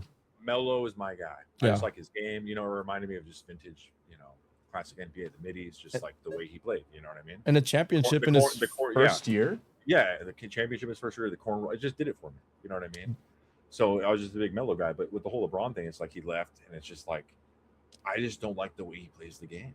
Like I appreciate it. Like I appreciate it. What exactly is it about the game that like bothers you? Is it the everyone something with his killer mentality, man? Like if you look back to that Celtics series, remember when he scored like 20 or whatever team he was playing in the playoffs? I can't remember. Well, I mean, it was the Celtics when he did go crazy against the Celtics when he scored like 23 in a row. Right? Yeah. That's when I was like, okay.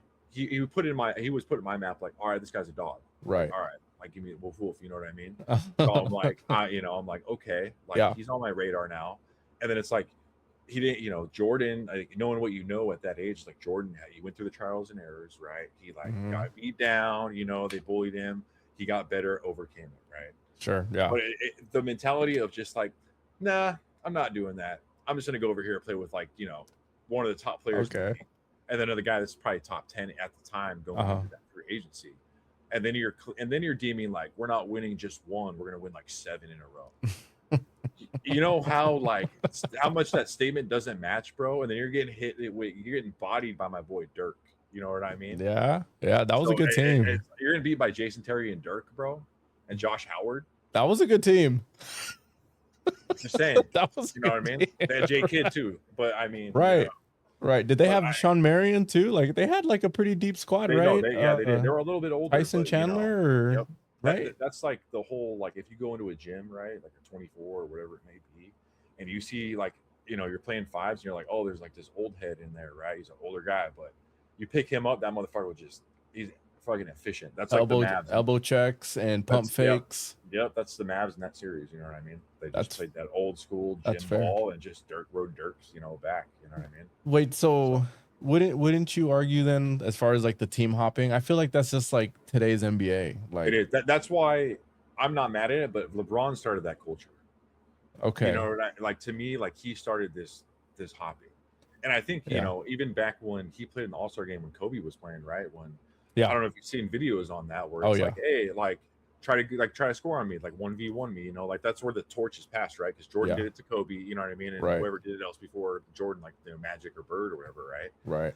And I just feel like when that moment happened, that's when everything went to shit. Now there's plenty of videos out there on that, but it's Right. like the killer mentality, just like you just see it in the All-Star game too. It's like, all right, like anytime LeBron wants to go 1v1 a guy, right? He calls for a pick, dude. Yeah. Like give me Giannis or Anthony Edwards or even Wemby. That's like, no, fucking get out the fucking way. All right, this is the new age, right? Right. I'm gonna hit you with some shit.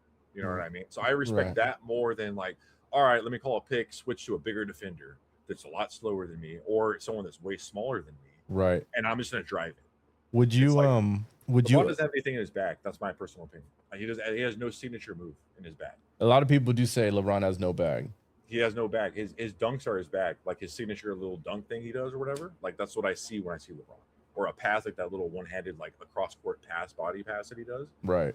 What But about I just think of Magic if I think that, you know what I mean? what about Boston? Would you attribute that team hopping thing to originate like maybe more recently to them? Off the top of your head, do you know how old Garnett was when he went there? I can't. Probably like maybe 30, early Yeah, 30, so early he was 30s, older. maybe. Yeah. Was he So mid 30s? I don't know. I'm not mad at Probably. that was a thing though. Like that was a thing in the league from like the 70s to the 80s, and you know even then it was like you get older, you know you're in your prime, right? You start to get out of your prime. It's like all right, now I just want Right. to win a ring, right? So you're gonna link up with guys like the Rockets did that with Elijah Wan, Barkley, and Drexler was there, right? Yeah. So it was like kind of like you get older, you're And gonna go to Pippen. this team. Yeah, the Lakers did it with freaking Peyton and Karl Malone. You know what I Yeah. mean? Just, so I'm not as mad at that. You know what I mean? And plus, Minnesota wasn't helping him at all. Garnett's case. You know what I mean? Okay. Not helping him at all. Right. And I don't know. I just the whole Ray Allen thing too. It's like you're on a market that's not helping you at all. Right. The Cavs did everything, dude. They brought in talent after talent after talent after talent. For like they brought in Larry Hughes. That was like supposed to be the big two, right? So you have Larry Hughes, LeBron Ilgauskas. You know what I mean? Right. With Like, and he was coming in off the Wizards, right? So it's like he's right. prime, but Larry Hughes didn't live up to that because he didn't get to do what he did because LeBron had to do what he had to do. Right. Right. And that was the Mo Williams, right? Mo Williams and Delonte. Yep. And I think Drew Gooden was on that team too. Maybe I don't remember. Oh, probably Drew Gooden. Yeah. Probably. I mean, I wouldn't doubt it. Yeah. I mean, yeah, I see your angle. I feel it too. You know, that I really that mentality is probably my biggest frustration watching him now on the Lakers. Yep. I just know when the game is close and like for example, there's free throws on the line, he's gonna miss. He's not gonna just take over and like carry us to make a comeback. It's kind of like we either all gotta have the momentum and the team has to ride, and he'll just kind of push us that much. Yeah. He's never going to just be like, everybody hop on. We are going to make this comeback from this blowout, from this team we shouldn't have been losing to. He's just going to kind of be like, well, it's just one game. Yeah. And I do hate that. Yeah. Well, my theory is like, he's leaving this year. I'm assuming, you know, I just don't see any point in being there anymore. The whole team hates him. JD Redick can't handle him. Right. And then it's like, on top of that, he's probably gonna go back to Cleveland, right? It's be his last year to play with James Harden, Donovan Mitchell. So it's like, let me just take it out. Yeah, taken out or whatever. But here's what I bring up to you is when you think of like, I'm going to give you just like decades, and I'm going to be like, oh, name the player that makes you think of that decade, right? So the 70s, who do you think of? Probably like early, like a young Kareem or something like that. Yeah, like, yeah, exactly. Something Right? like that. Kareem, Russell, whoever, like Dr. J, whatever. Yeah, and then Wilt. Yeah. So in the 80s, who do you think? Magic Bird. Exactly. Right. 90s. Jordan. 2000s. Shaq and Kobe. Yeah. Right. And then 2010. 2010s. I guess I would say LeBron. Really? Okay, that's interesting. Okay. Because 2010s is like Miami, right? That's like Miami years. Yeah. They lost to Dallas, and then they went toe to toe with the Thunder.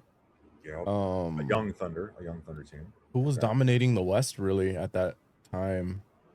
I mean, the Lakers, right? Because they had Powell and Kobe.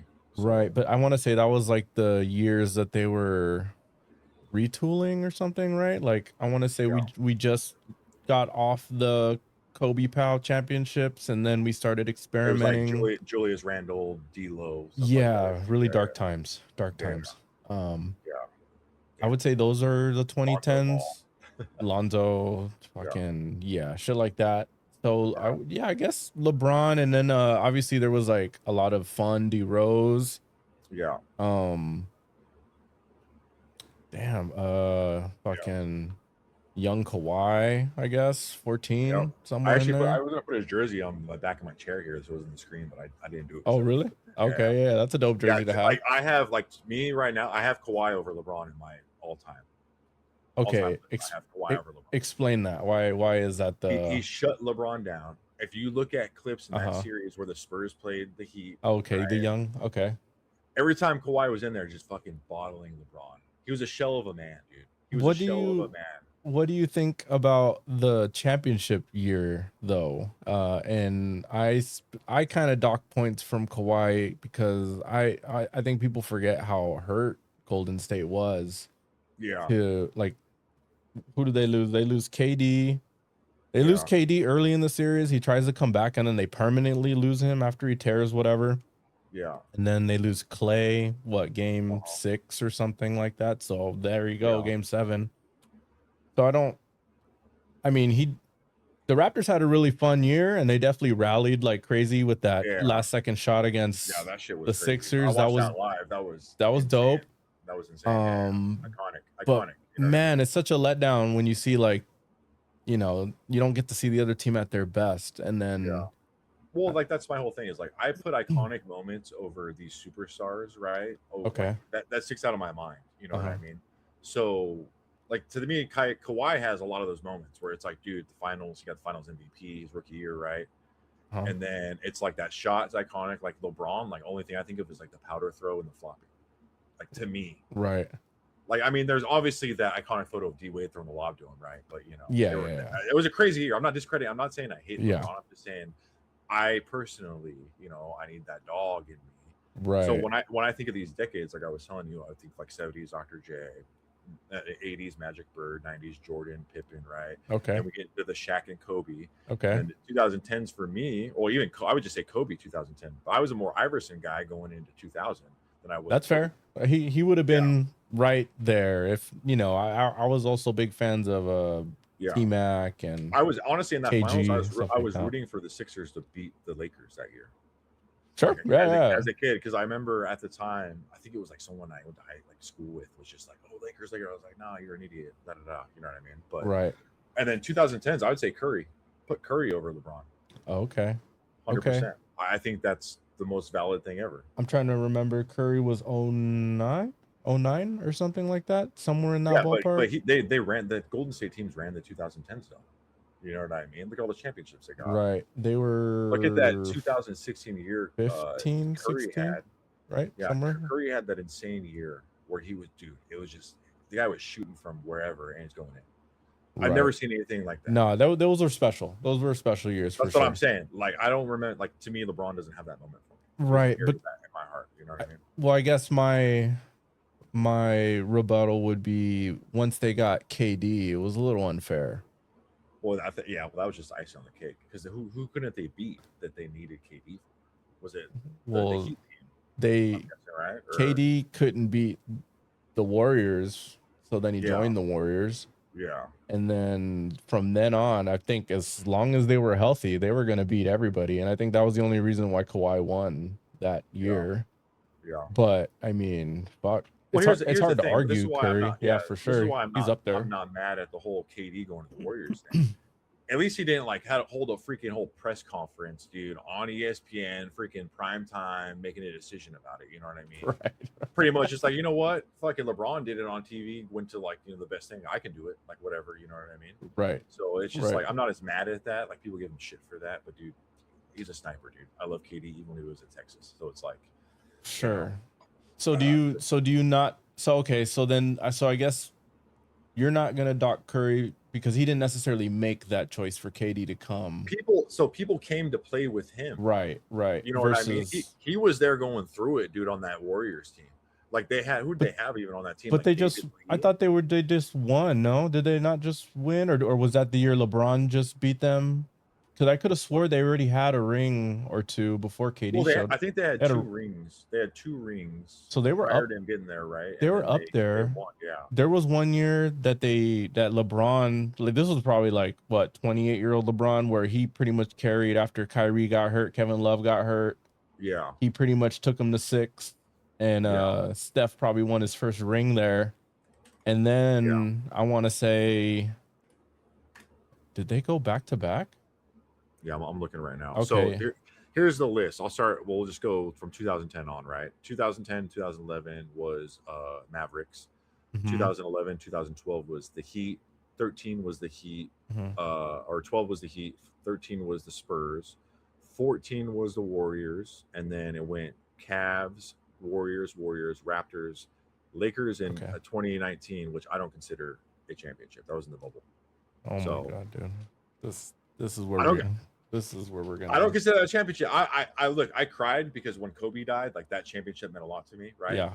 But that was the Kobe era, right? That new era, Yeah. dude, they didn't have to deal with anything in that bubble, dude.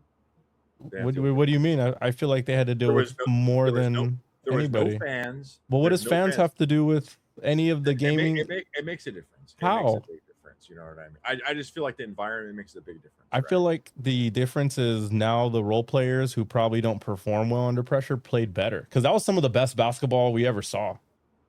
Well, if you really look at the stats in Yeah. that bubble year, right? In those playoffs, players were shooting better than they ever shot before. So it was harder. No, it was better. They were shooting higher percentages. So everyone was playing better. That's what I'm saying. Yeah, they were playing better because there was no fans and there was no dynamic of like I got to travel, I got to do this, you know, and just change my routine, different environment. To me, that was the most purest form of just playing ball. People. Yeah, and who was the best player on that Lakers team in that series? Anthony Davis. AD was the best for sure. And then LeBron, and then Rondo. Yeah, I was gonna say Rondo and Dwight Howard, honestly. Yeah, Dwight was really clutch for sure. He was so clutch in that series. Caruso. But yeah, every time I hear the fans thing, I don't get it personally. I'm all about the bold claims though, so I'm just doing it for no, it's fine. Giggles, but you know, it's good to talk out loud about. I haven't really spoke about it with too many people. Yeah. Like I remember that when they won that championship that year, I bought the little package shirt thing, you know what I mean? Where you get like the hat, the shirt, the DVD or whatever. So are you a Laker fan, or are you more of a player guy, or how would you characterize? I'm more of a player guy. Okay. But once you know, I don't know. Ever since the whole LeBron antics have started happening, I kind of backed off watching the Lakers. Sure. Honestly, and now I'm more just a player kind of guy. And I'm still debating, like, dude, to try to pick a team, you know, because I'm a Browns fan in NFL, and it's like so random. Right. But it's like NBA, yeah. Like growing up, I would say I was a Kobe guy, right, Iverson guy, and then like once Kobe got out of the league, it kind of was like, all right, who's next for me? You know what I mean? Right. So, I think that's kind of where I just left my allegiance to the Lakers, because I really got into it because of the Lakers. They were in our region. That's who the home team. That's just where they aired the home games. I would see me out. I started like leaning towards the Clippers more once they had a Kawhi. You know, I was kind of just like, okay, I like Kawhi more than I like LeBron. Sure. So I kind of flipped that a little bit in my perspective. You know, then the load management started happening, and it's like, come on. I feel like he's been that way though. Yeah. The way he left San Antonio was a little weird, right? Like, I feel like San Antonio just kind of last minute dumped him for DeMar, and I feel like they could have got a better package, but they kind of got shafted. But the Kawhi thing, he's just always been like a very like I play when I feel like it kind of guy. Yeah. But when he plays, dude, it's. But when he plays, he's fucking amazing. He's automatic, pretty much. He's a robot. He's one of the most clutch players we got in the league, man. It's kind of scary. Have you been following his controversial, I guess, his controversies involving the Clippers and Steve Ballmer? Like the betting or whatever it is supposed to be, or I don't know exactly when. Dude, I was really queued up. So essentially, all right. So essentially, the Clippers were trying to get Kawhi to come to LA that summer, 2019, right? Yeah. Into 2020. Came down to two teams. He kind of made it known as soon as he was traded from the Spurs to Toronto, I will not be staying. I am a rental. Just so happened that they won a ring that year. Won him a championship, just saying, with Fred VanVleet and Pascal Siakam. But what are they doing now? Just saying. Sorry. I'm still going to argue if the Warriors weren't hurt, I don't think they would. No, I agree with that. No, Okay, I agree with that. Which was fucked up because like Toronto fans were like boo, like cheering KD when he fucking his Achilles went down. Yeah, I remember that. I was like, dude, like, look, I wanted the Raptors to win at the time, but come on now. Right. He's a human being, dude. And at the end of the day, a ring. I mean, it's a ring. So he wins the ring. Toronto. It's obviously between three teams: Toronto, Lakers, and Clippers. All the reports going into it was that the Lakers were like a front runner to get him, and they ended up. That was the summer they ended up getting AD, right? They ended up trading for AD. Also, what went down was like Paul George was somehow looped into this trade, but there was so many like random. I remember this. Yeah, right? You remember? You follow? I don't know. It if was going to be some crazy fucking team. I remember like Lakers were going to pull like some crazy shit. Right. So I was like, no fucking way. And last minute, everybody just went to the Clippers last minute, right? Yeah, I remember that. Yeah. And it was almost like these reports were like, it's guaranteed. He's already like agreed to go to the LA. They're just waiting or the Lakers, they just waiting to announce it. And then all of a sudden, right, they're no longer in the running and he goes to the Clippers. So the investigation begins with Kawhi. During these investigations with these NBA teams, the Lakers and the Clippers specifically, there was only so much money he was going to be able to make because he's not going to be able to get that Supermax unless it was in Toronto. Yeah. And I want to say like that total, that because I think you could only do a 4-year max versus a 5. Toronto can give you the 5. You want to go to LA, you have to accept the 4. The problem is you'd be leaving 40 something million on the table by not accepting that 5th year. Yeah. So what does Steve Ballmer do? He and the owner of this group called Aspiration, whatever, they decide to do this like this charity nonprofit thing where they plant trees. And Steve Ballmer's like, hey, I'm gonna give this company who plants trees $40-something million in order to do that, right? Yeah. So then Kawhi Leonard eventually gets looped into this business as well. And there's a company that received this donation of $40-something million. And it's called KL2. That's the name of this organization that received this $40-something million. It ended up being like the exact amount of same money that he was missing because he was no longer accepting that 5th year. So let's say, you know what I'm saying? So like he ended up getting that money on the back end through this charity. And in return, he was going to go to the Clippers. Part of this contract, he never had to advertise anything with trees. He never had to show up. He never had to do anything in order to receive this money. He just signed something that said he was a part of the business. He just had to put his name with it, and in that contract, as long as he was a Clipper. Yeah. And so people are now looking to Steve Ballmer like, hey, you can't do that. Because if you're gonna figure out other under the table ways to pay players like that aren't legal per the NBA CBA rules or whatever, what is that going to look like with all these, like the Lakers have a brand new ownership group, the Dodgers or whatever. Imagine the amount of money they can now so what I'm trying to frame now, if the NBA doesn't penalize Steve Ballmer with whatever the heavy infraction disciplinary action it's going to be, you are going to set the precedent for the rest of the NBA and those billionaires to figure out other creative ways to under the table give these players the money that they're going to be missing out in order to come play with us. So sure, you can accept. This is an exaggerated example. Sure, because I think Joker's coming up on a new contract soon. Hopefully. Exaggeration here. Yeah. You sign a minimum with us, but don't worry. Under the table, we'll make sure you get $52 million per year through this charity we have over here on the side. And how fair is that now for the rest of the NBA?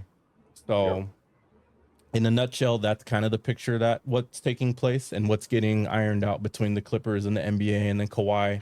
What people are expecting is that Kawhi because one of the penalties that can happen is that Kawhi's contract could be like voided, like he can be a free agent, and then they could also penalize the Clippers however many years of draft picks, and then Steve Ballmer like is gonna have to be away from the team for a certain amount of years. Yeah. So the rumor is they wanted to wait till the All-Star game to pass because it happened in the Clippers arena. Yeah. This past couple weeks ago, whatever, Valentine's. Yeah. But that announcement should be coming really soon. Yeah. So we'll see what they're gonna rule on that. But that's the so to piggyback on that, like if we just start at the base of like the Clippers, right, when they were here in San Diego with us, right? Yeah. I just think now the Clippers have this curse, like leaving something in San Diego, bro. We got this fucking curse, man. Right. Where it's like teams just shit the bed. We have the best team, you know. I'm not even a Charger fan, but dude, that one team that we had that were like 09 or like 2011 or the one that was like on the cusp of beating the Colts or whatever. Yeah, and... no, it was the Patriots, man. Oh, the Patriots, my fault. And then yeah, Tomlinson was hurt, and Phillip Rivers had like ACL tear or whatever it may be. Yeah. Like, just the things that have happened to us, like unlucky sports wise, right? Yeah. But the Clippers have to be cursed though, because the owner before Ballmer, right? I forgot who it was, but he was the dude that was like saying shit. The racist guy. The racist shit. Yeah. So it's like something in that organization is just really fucked. You know right. I mean? Right. So, you know, I mean, that's just bizarre though. Like, so I don't know what to, you know. Is it so? Okay. So to kind of bring it back, is Kawhi Leonard someone who would be in your personal Mount Rushmore of NBA players that you've seen? Is that the kind of Mount Rushmore? Are we doing current? Yeah, if we do current, I wasn't gonna do current, but I didn't know if you wanted to do current. No, I thought that's how it was originally. I read it. Well, I did both just in case. Yeah, I was gonna tell you, I'm gonna throw a loophole in because I have a couple round shorts. All right, give it to me. I was gonna say all time and then my personal, but I can do current as well. Let's do all time and then personal. All right, so all time, I got Jordan, Magic, Bird, Russell. Okay. And like the Russell one, I only throw in there because all the championships. Magic, Bird, and Russell. Okay, but so break why Jordan, I would Magic, Bird, Russell. I would say Bird is someone that probably wouldn't be in the most people's. Why do you think? Yeah, he's a killer, dude. I mean, just look what he fucking did, dude. I mean, those teams were obviously loaded, right? But to do the shit talking he did and have that dog in him, and just the way he carried himself, and like just how he was so good at shooting, everything. He was so well rounded. Right. You know what I mean? I just appreciate that as a white man, I guess, right? Like it's like, oh, we got this guy, dude. Fuck yeah. You know what I mean? It's like, oh shit, you know. Sure, so it's just like I don't know, man. Just watching all the stories and hearing all the stories about Bird and stuff like that, it's crazy to like see it all, and just like watching clips and highlights, you're like, oh, he did back it up. His story is dope. His story is dope. It's amazing. Yeah, I think that's why it just resonates. All that hick from French Lick stuff. That's it's a dope legend. Yeah. For sure. Okay, and then Russell rounds out the fourth spot over here. So Russell, like, you know, I could throw in Shaq, Kareem, Wilt, or whatever. Like any of those will interchange, but I just put Russell in there because all the championships. And one year he was coaching and playing, wasn't he? I believe, to win the Probably. They did that back then. I wouldn't doubt it. Shit. Yeah, it's some crazy shit. So I'm just basing Russell off the championships. Okay. That's fair. 11. Just to throw him in there as a loophole, you know, and Magic, obviously, just the way he played and just what he did, all the iconic moments he has. And then Jordan, obviously, you know, right, the GOAT, number one. GOAT. Yeah. So I mean, the face of everything, you know, culture, everything. So right. Okay. I like my Jordans today. You know what I mean? Okay. So do you have your all-time list? I have an all-time list. Okay. It's similar to yours. A couple different. Yeah, I'd say a couple differences. Jordan, LeBron. Okay. Kareem. I knew the LeBron was coming. And Magic. And I'd say, mind you, I'm a Jordan guy as well. As far as who's the greatest of all time, but I got to give it to LeBron when it comes to like the longevity and the stats, and just a 20 plus year period of averaging the numbers that he's been averaging. It's pretty like unheard of. Like even this year, he's having a bad year. Yeah, he's still averaging like almost triple double. Yeah, he's having a really good year, you know. Like I agree. It's for the most part inefficient, and he missed a big portion of the beginning of the season. But like, damn, dude, like now that he's got his legs back, like he's pretty much there. Like you could tell he's down. Well, you saw that dunk he tried, and he did a layup, and it just airballed it. You'll get some of that. So crazy stat about who, you know, has the most airballs in NBA history. is LeBron James in free throws. He has the most airballed free throws in NBA history. Right. Which is that sticks out. I don't know, just these little stats that he has. So with the LeBron thing is he is the most consistent player of all time, hands down the most consistent player. Right. Consistently like good. Yeah, consistently good. Okay. The best player on his team, right? Uh-huh. You know what I mean? Averaging whatever. But I think all said and done, I think Jokic will hold that category when he retires, because Jokic is like just goes out there. The guys you thought he's not doing anything, and then you look up and he was like 49, 15, and 6. And like 9 or whatever. You're like, what the fuck? Right. So, I'd say the only thing that would hold back someone like a Joker is just he just didn't start playing like this as young as LeBron. So he probably is gonna if he would have, I mean, depending on how long he plays, he might play till he's 40 plus also. Who knows? He can, I'm sure, with the way he plays. Yeah, but I mean, he has no elevation, dude. He's playing that old school, I could see someone like Luka getting really close to points, rebounds, assists, just because he's been so good as a rookie and he came in fairly young, been keeping that tempo for how long now. So I mean, if there's a young player that can do that, for sure. That's why I say, like, I'm not a Laker fan, but like I'm waiting for LeBron to leave the Lakers for me to like cheer for the Lakers, because I really like Luka a lot. Like Luka is someone I really like. Right. But now it's like, dude, you got this dog in Dallas, dude, that's a rookie. You got these dogs Cooper. coming in. Sure. You got these dogs coming in where I'm like, all right, like, so I'm more of like, like shit. So you're kind of more attracted to the style of players, I guess, right? But even then, the dude on the Hornets, Kneppel, the guy that's like leading in the rookie of the year votes, that guy's balling too. So it's like there's a bunch of rookies coming out. Even this year coming out in this draft, there's so many guys. This year's going to be great. It's insane how the talent level that's in here. It's insane. Just a little foreshadowing that might play a part on the direction I would take the Lakers if I were to rebuild. Okay. Well, we'll get to that. We'll get to that.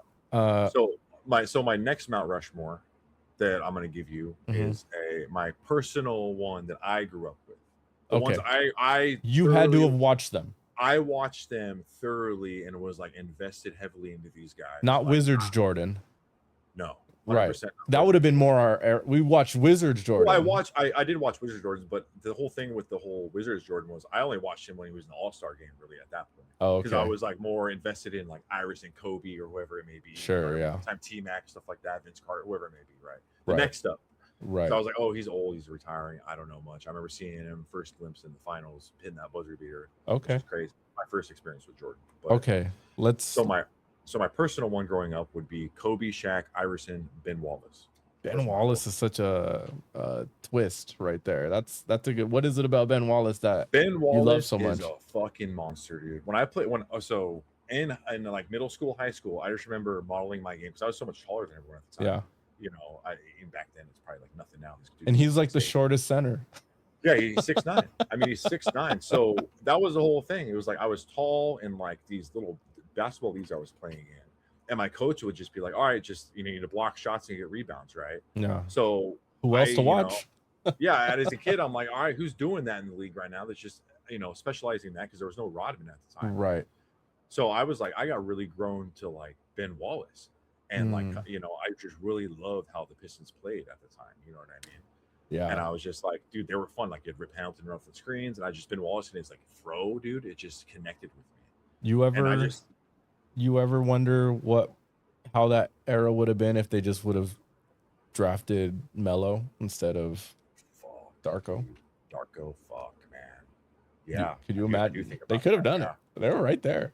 I know, which is crazy, but Darko, man. Yeah. Anywho, okay. They still got one though. They did. I think that was right off of. Didn't they just win that championship and then the following draft they could have had Darko, or was it vice versa? Yeah. It was something like that. Yeah. They were so close to that timeline. 04, they won the championship. It was a year before where they took Darko, I thought, right? So they would have drafted Melo and then went on to win a championship with Melo. So, yeah. Don't quote me on that, but I think that's what happened. Because I mean, that's my whole thing. Like that final series, I was just like, I know Shaq was like not invested in it at all. He was super out of shape. The team was dysfunctional. They were fighting. Ben Wallace just fucking locked his ass down. They were running circles on him. And Rashid. Yeah, that changed the whole trajectory of that season. You had the Wallace twins there, dude. Just fucking, I just like the the gritty mentality that they had. and I appreciate that. is there a team today that you kind of admire the way that you look at old school? Give me the Pistons, bro. I'll say it again. It's the Give me Pistons again. dude. Yeah. That's fair. I love me some Cade Cunningham. You know, no homo. I But thought you were about to say Isaiah Stewart or something. I like Isaiah Stewart, but I like Durant. I like the way Cade plays. Even when I was watching his AAU mixtapes. Yeah, I was like, I like this guy, dude. He's got a really smooth game. Like, this is Cade you're talking about? Yeah, I'm talking about Cade. Okay, yeah. So, yeah. Sure, I really like his game. Yeah. Cade is blossomed. He's reached potential for sure. There was a little period there where couple years, it was coach. It was the scheme you're running. Yeah, it's just a lot of stuff going on. But he figured out who he was. So that's good to see. You got them coming out the East? Yeah. Well, I don't know, man. Jaylen Brown's looking nice right now. Oh, you got Boston coming out the East. Boston, yeah. I mean, if we're going by that Phil Jackson rule of like the 40, if you win 40 games and you don't have 20 losses yet, you're a title contender. We're only looking at the Pistons and OKC, really, and the Cavs are kind of nice too. So it might be a Pistons OKC finals, which is a prediction, maybe. Sure. Hey, I don't know. That's fair. I don't know. My only reservation with Boston is I'm sure they're about to get Tatum any day now. Yeah. How does that throw off the dynamics with the team that's rolling? I fucking hate Tatum, honestly. Hate Tatum? I don't like Tatum at all. I said I don't hate him. I just said I don't. What's wrong with this game? He has a smooth game. Just pull up the tape. Pull up the tape of this guy. He's got a great old-fashioned turnaround midi, and this guy is biting styles left and right. Oh my bro. This guy is a style biter, dude. When he won the championship, how many times did he quote freaking Garnett? Like, anything is possible. He's doing the Kobe pose. Yeah. He's like, just quoting all. It's like, dude, be yourself, man. He's giving paying his respects. He's paying. He's the most cringe player of all time to me. Like, almost. Wow. You know? Minus Adam Morrison's mustache, but holy shit, dude. You got a ring. You got a couple rings. He did, yeah. So good for him, Oh shit. Okay. All right. Yeah. Okay. So just really quick, recap your personals. Growing up. Okay, Yeah. I'll go. Yeah.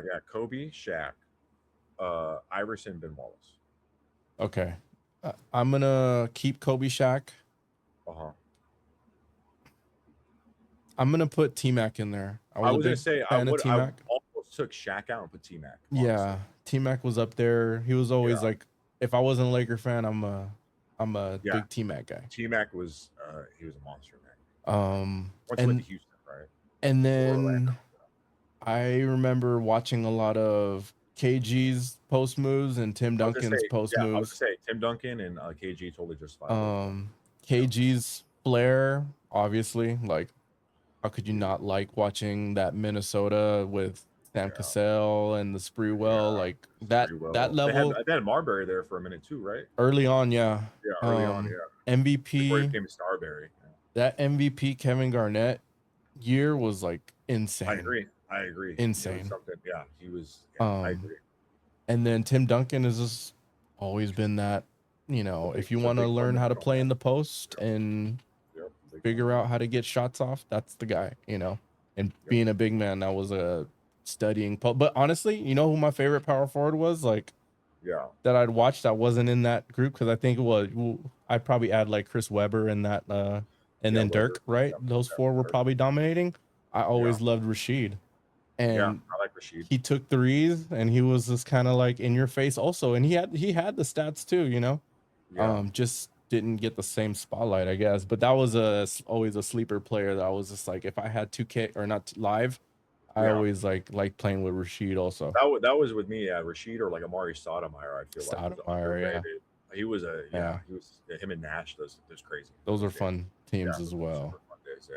So okay, so Kobe, Shaq, T-Mac, and I'll just stick with KG. That's See, I wasn't to throw in a cliche one, but I had to throw in one of my personal favorites that's not recognized enough. That's why I threw for sure. Wallace, sure. And Iverson, of course, just because he's iconic. You know what I mean? Yeah, he dominated the 2000s as far as like everyone wanted the braids and the armband and the.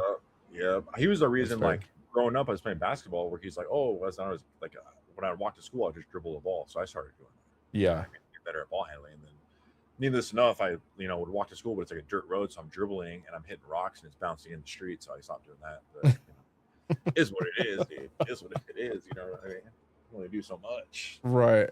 Okay. So did you want to do the duos? Is that what you have? Let's go with let's do another Mount Rushmore, but current players. Okay, today's players. All right, how about this? Today's How about this? Yeah. Let's build our Mount Rushmore pick by pick. We can't choose each other's player, Okay. right? Okay. So I'll let you go first. First pick, almost like fantasy draft wise. Give me Wemby. I'm taking Wemby. When Wemby's in your what? So defend your reasoning, because obviously he's not yet the best player in the league. He's not, but I'm just taking him off potential value, right? You think This legacy at the end of the day, his legacy is going to surpass? I own it. The dark horse for me, the Spurs win championship this year. That's very possible. It's possible for sure. Yeah. I think they're a year away. And I love his mentality, man. He's not one of these. He's not these guys that are like, oh, he was the one that's like, oh, we're playing this All-Star game. I'm gonna fucking dunk on your ass. You know what I mean? And so the player was like, oh shit. So Wemby started that trend again, where it's like, hey, we're playing, bro. But fuck you guys. The only problem is they got eliminated first. Yeah, but that's not his fault. You know what I mean? It's not his fault. Yeah, it's probably my next draft pick. It's their fault. They were lazy as fuck during the game, and I would go with Joker.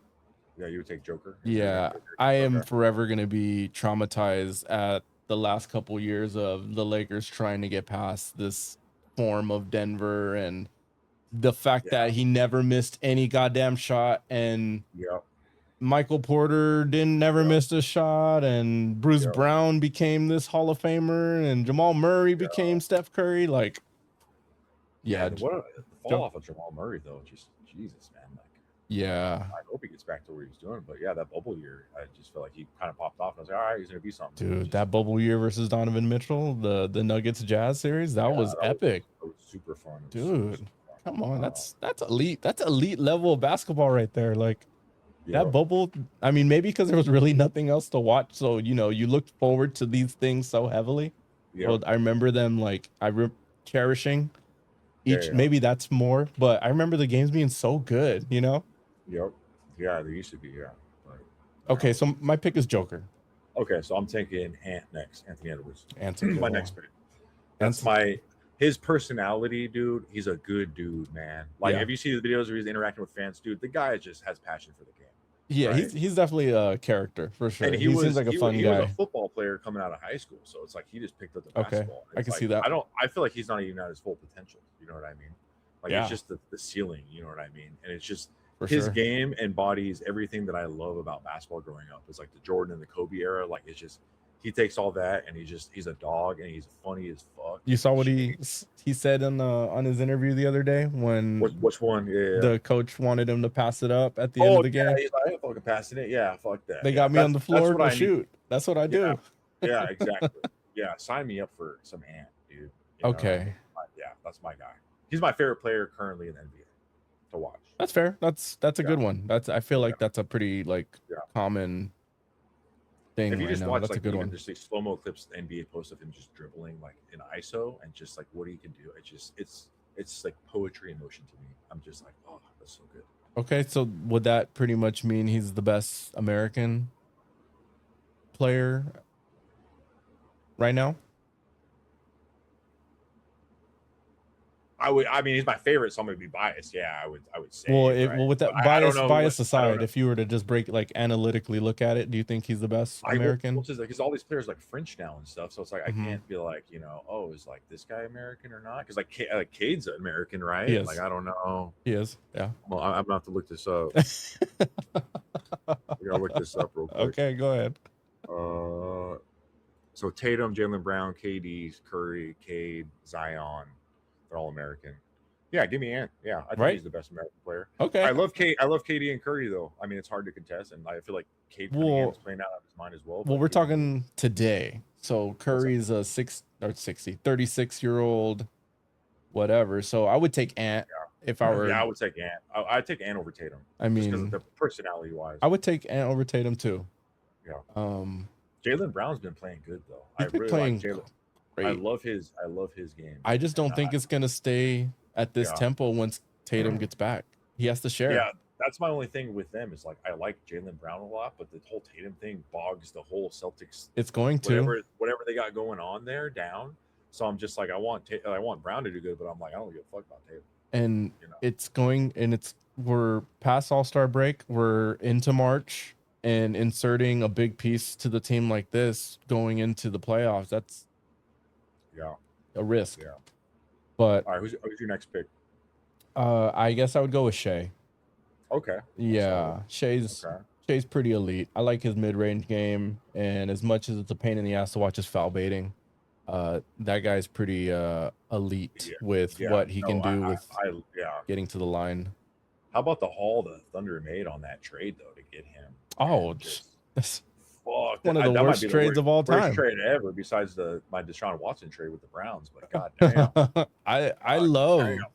the Yeah. demise of the Clippers. The way the whole That's what I'm thing saying. played They're out. cursed, man. They're cursed. You get Paul George, right? I And you think he's gonna be this right. guy, but dude, that guy, he got into podcasting too much, I guess. But Right. Yeah, he's a much better podcaster now. But yeah, that I still like him a lot, man. But I old just wish. PG-13, Oh, the fire. Pacers dunking on Fire. Chris Anderson. Even Oh, give me the that. Thunder, even the Thunder, Yeah, he give had me a that. crazy Yeah, bag around yeah, that he did. time. Like Yeah, he was yeah, fun. Like the yeah, amount of young players, like these rookies, sophomores, and up and coming, when yep. they ask them who are the player, like who's your favorite player of all time, they're always saying PG.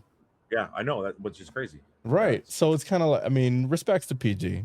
I mean, no, obviously when seriously. he's a Clipper, I can't Yeah, root for that. But yeah, great player. yeah. Okay, so Okay. who do you got next? Give me Giannis. Giannis. Yeah, give me Giannis, dude.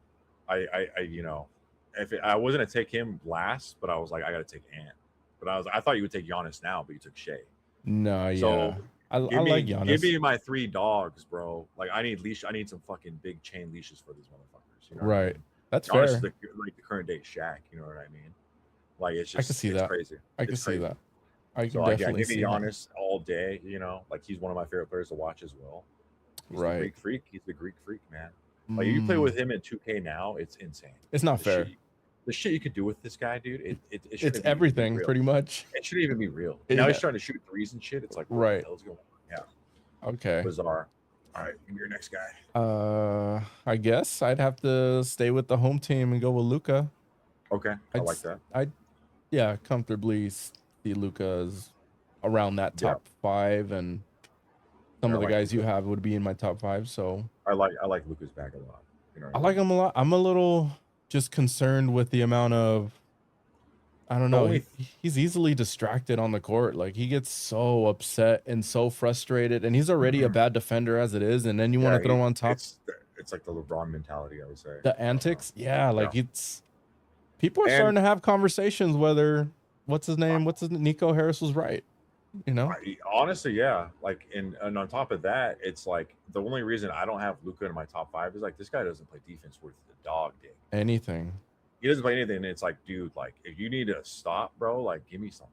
Like I'm sure there's analytics out there showing that he gets steals and averages this and whatnot. And he's like a lockdown defender, but his mistakes are loud. The eye test that I see as a casual fan, or hardcore fan, it's like, bro, get back on the fucking defense, bro. Like play some fucking defense. It's true. Like, and don't complain about, oh, you pushed me, or like, oh, I got fouled in the last possession, so I'm gonna stand down here for like 10 seconds, hold my arms up in the air. Work the ref, and it doesn't do shit, but put us at a disadvantage. It's just, it's some crazy stuff. Okay, so who would you bring as your last? My last one. New age. New age guys, huh? Trying to think. So I have Wemby and Giannis, right? So I need one more. So I'm making 4. Give me give me, you know what? Give me Jalen Brunson. I like Jalen Brunson. Okay. Brunson's fun. I was gonna go Cade, but give me Jade. I thought you were gonna go with Brown. I thought you would go Jaylen Brown. No, give me Brunson. I just appreciate his game a lot. I don't know, for some reason it just he has a fun game. For a small guy, like, dude, yeah. Well, he's not small. I think he's my height, like 6'3", 6'4". NBA small. Yeah, NBA small, right? But dude, I appreciate his game a lot. He's fun to watch, and he carried that. He's carrying that Knicks team. You know what I mean? So. Right. I think I would go with Cade at this last spot. Yeah. I person. agree with that. And mind Yeah. you, I still think next year he's going to be even better. I think that's Oh like yeah. kind of what he'll be. Yeah. But what he's doing with Detroit Yep. and how well rounded his game is, he's an American player that will defend. He can Yeah. shoot. He can pretty much do everything. Rebound, set people up. I think Yeah. Like is he tonight, yeah, leading like in assists? Do you yeah, think? yeah, like dude, I have him on my fantasy team. It's like tonight, I like look down, it's like, oh yes, he reached 12 assists already. I'm like, oh Right. shit. Yeah. It's like If out he's of not nowhere, the leading, he's guy's up there for sure with his assists. game is just so it's like Penny Hardaway, man. It's like he drives Yeah. in, kicks it out, and it's just the way they run the offense is just really fun. Yeah. So I think that would be a comfortable fourth person of my Like current. this is the most excited I've been about NBA in the past like probably like 10 years, to be honest. The way the Wow. direction of the league is going. Yeah. Like I feel like the last 10 years I've been like, I'm like whatever. Like the LeBron Right. years bore me, like yawn. Kobe's on the league no more, Right. But now I'm just like, dude, like I'm really like, I appreciated Curry watching him play that one year. That's when I kind of like started paying attention more. But Yeah. now it's like, dude, like these guys just, they're fun to watch. I can agree. As a fan, it's like, holy shit, So Okay. That's fair. Okay. Did you want to do the duos, or are you trying to fix the Lakers? What would you rather tackle on next?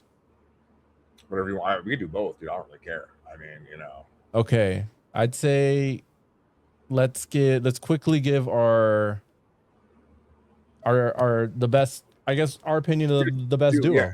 We'll just do like a top three. We'll Sure. keep it simple. That's why it's not that long. Yeah. Right. So I'll have you go with your first, and I'll do my first. We'll Okay. just piggyback off each other. Keep it easy. Most dominant, Shaq and Kobe. Okay. Yeah. I think Batman and Superman, right? I feel like it'd be hard to create a combo that would be able to beat them. I mean, Yeah. I have one in mind that can have a chance, but we'll see if you pick them. Yeah. You want me to just name off three, or you want to back and forth it? Yeah. No, you know what? Yeah, let's back and forth it, because so I don't know your next one. Yeah. Go ahead. I'm curious to see. So I'm going Jordan and Pippen probably. Okay. Number one, right? Yeah. So that's, and just to set context, are you considering more so the collection of their accomplishments, or would you say like in a 2v2 who? I'm saying their whole career together. Dude. Okay, accomplishments. Okay. Yeah, I mean, look at the Dream Team, what they did to those teams. Like people talk shit that those guys can't play, or whatever. Like, oh, there's a bunch of bums. But dude, Jordan and like Pippen had vendettas with guys talking shit, and it's like, look what they bodied them. They bodied them, dude. You know what I mean? Right. It's like. So my whole argument is like, if with your Shaq and Kobe, if they were playing twos, right? Yeah. My whole thing is you could double Shaq in the post, and at that time when Shaq or Kobe was playing with the Shaq, I don't think Kobe's hitting a lot of those shots. So it's like you could double Shaq in the post. I mean, I'm not discrediting it because I'm a Kobe guy. All right. But then in my mind, I'm like, they could double him. I feel like they can figure something out. Well, I guess the only argument is no one's guarding Shaq. I mean that's just the fucking thing. I'm sure you remember back then, like even double teams were having what he was doing in Sacramento with, how many guys they had to drape on him. Pushes the guy, yeah. Dude. So it's kind of like it wasn't even like fair, man. Yeah, that's what changed the game with rules. It's like and you if hack a Shaq, dude. Like, and then people forget the as far as when they compare the 24 Kobe and 8, their stats are pretty close together, like totals wise, So I mean, Froby had his stats too, I would pick Magic Kareem next. So far in all Laker. Would that be the duo you contest with Shaq and Kobe? No, it wouldn't. If it was a 2v2, no. Was it Jordan Pippen? Okay, we'll get it at the end. Yeah, if you don't pick them next. Now I'm curious. Yeah, if they're not your next, they'll be my last. Okay. Yeah. Well, I might have the same thing because now I have one that I'm thinking of, but I don't want to like. No, do it. I'm gonna go Shaq and Kobe as my number 2 for sure. Okay, they'd be your number 2. Okay, they'd be my number 2 hands down. Okay, and then let me do my 3 because I don't know what you're gonna say, but I'm gonna do my 3 before you do your 3. Go ahead. So I'm gonna go T-Mac, Yao Ming. Okay, yeah, that's fair. Just a random one. That's a good one though. There's other ones out there that I could throw in like some shit, but yeah. I'd say Yao and T-Mac are about as capable as the duo that I think would give Shaq and Kobe a run. Yeah, because I remember like Shaq would always say like Yao Ming would piss him off because he's so tall. Right. gonna block his shot or do anything, you know. Yeah, and he was strong too. He was a big guy. Yeah, dude, yeah, 7'6", man. Okay. My third, and who I would think, accomplishment wise, Yeah. I wouldn't say they have a whole lot as a duo, but as a career, in their career, they have a lot. But I think if you put Curry and KD against Shaq and Kobe, I think you have a really strong chance to beat them, you know. Yeah, no, I KD's 7 foot. I mean, I made a big ass list of duos, dude. So he's at least 7 foot. And the amount of threes they're gonna make.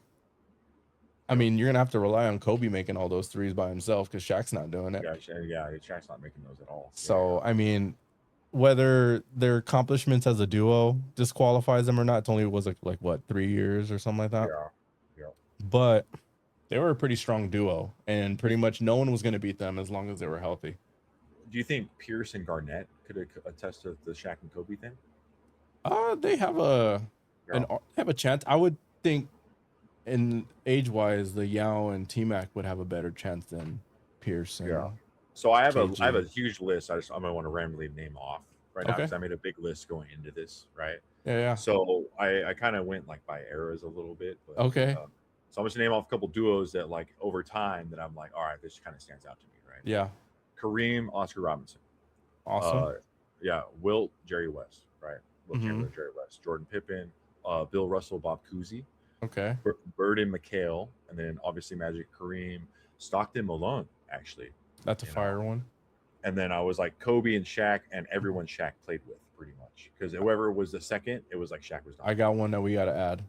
Yeah, I don't go. Oh, I'm gonna keep going right now. Okay, go. Baby Weber, right? Bibby. I think you said baby. I said no, not Baby Weber. No. That's a good one. That's a good one. Baby Weber, right? And then you have David Robinson, Tim Duncan.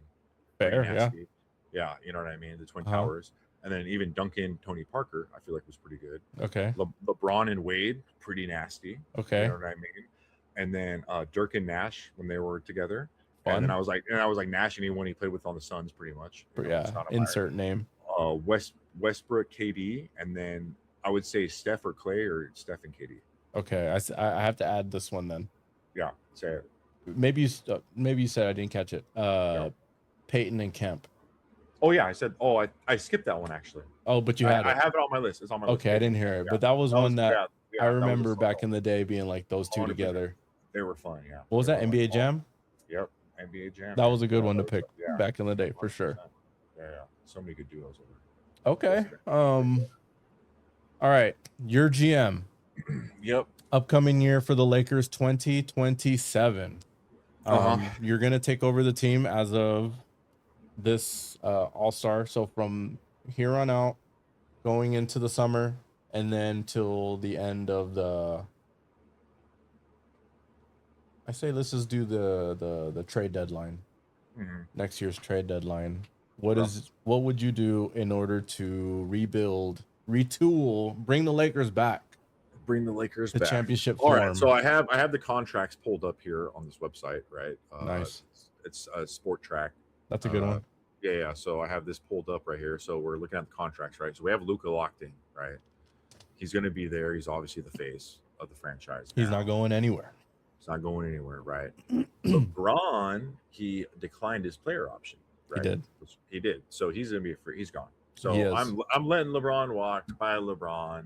You wouldn't try to. If I could have traded you because your contract fucking sucks and you're an asshole for taking all that money this year, I would have traded your ass at the deadline. Damn.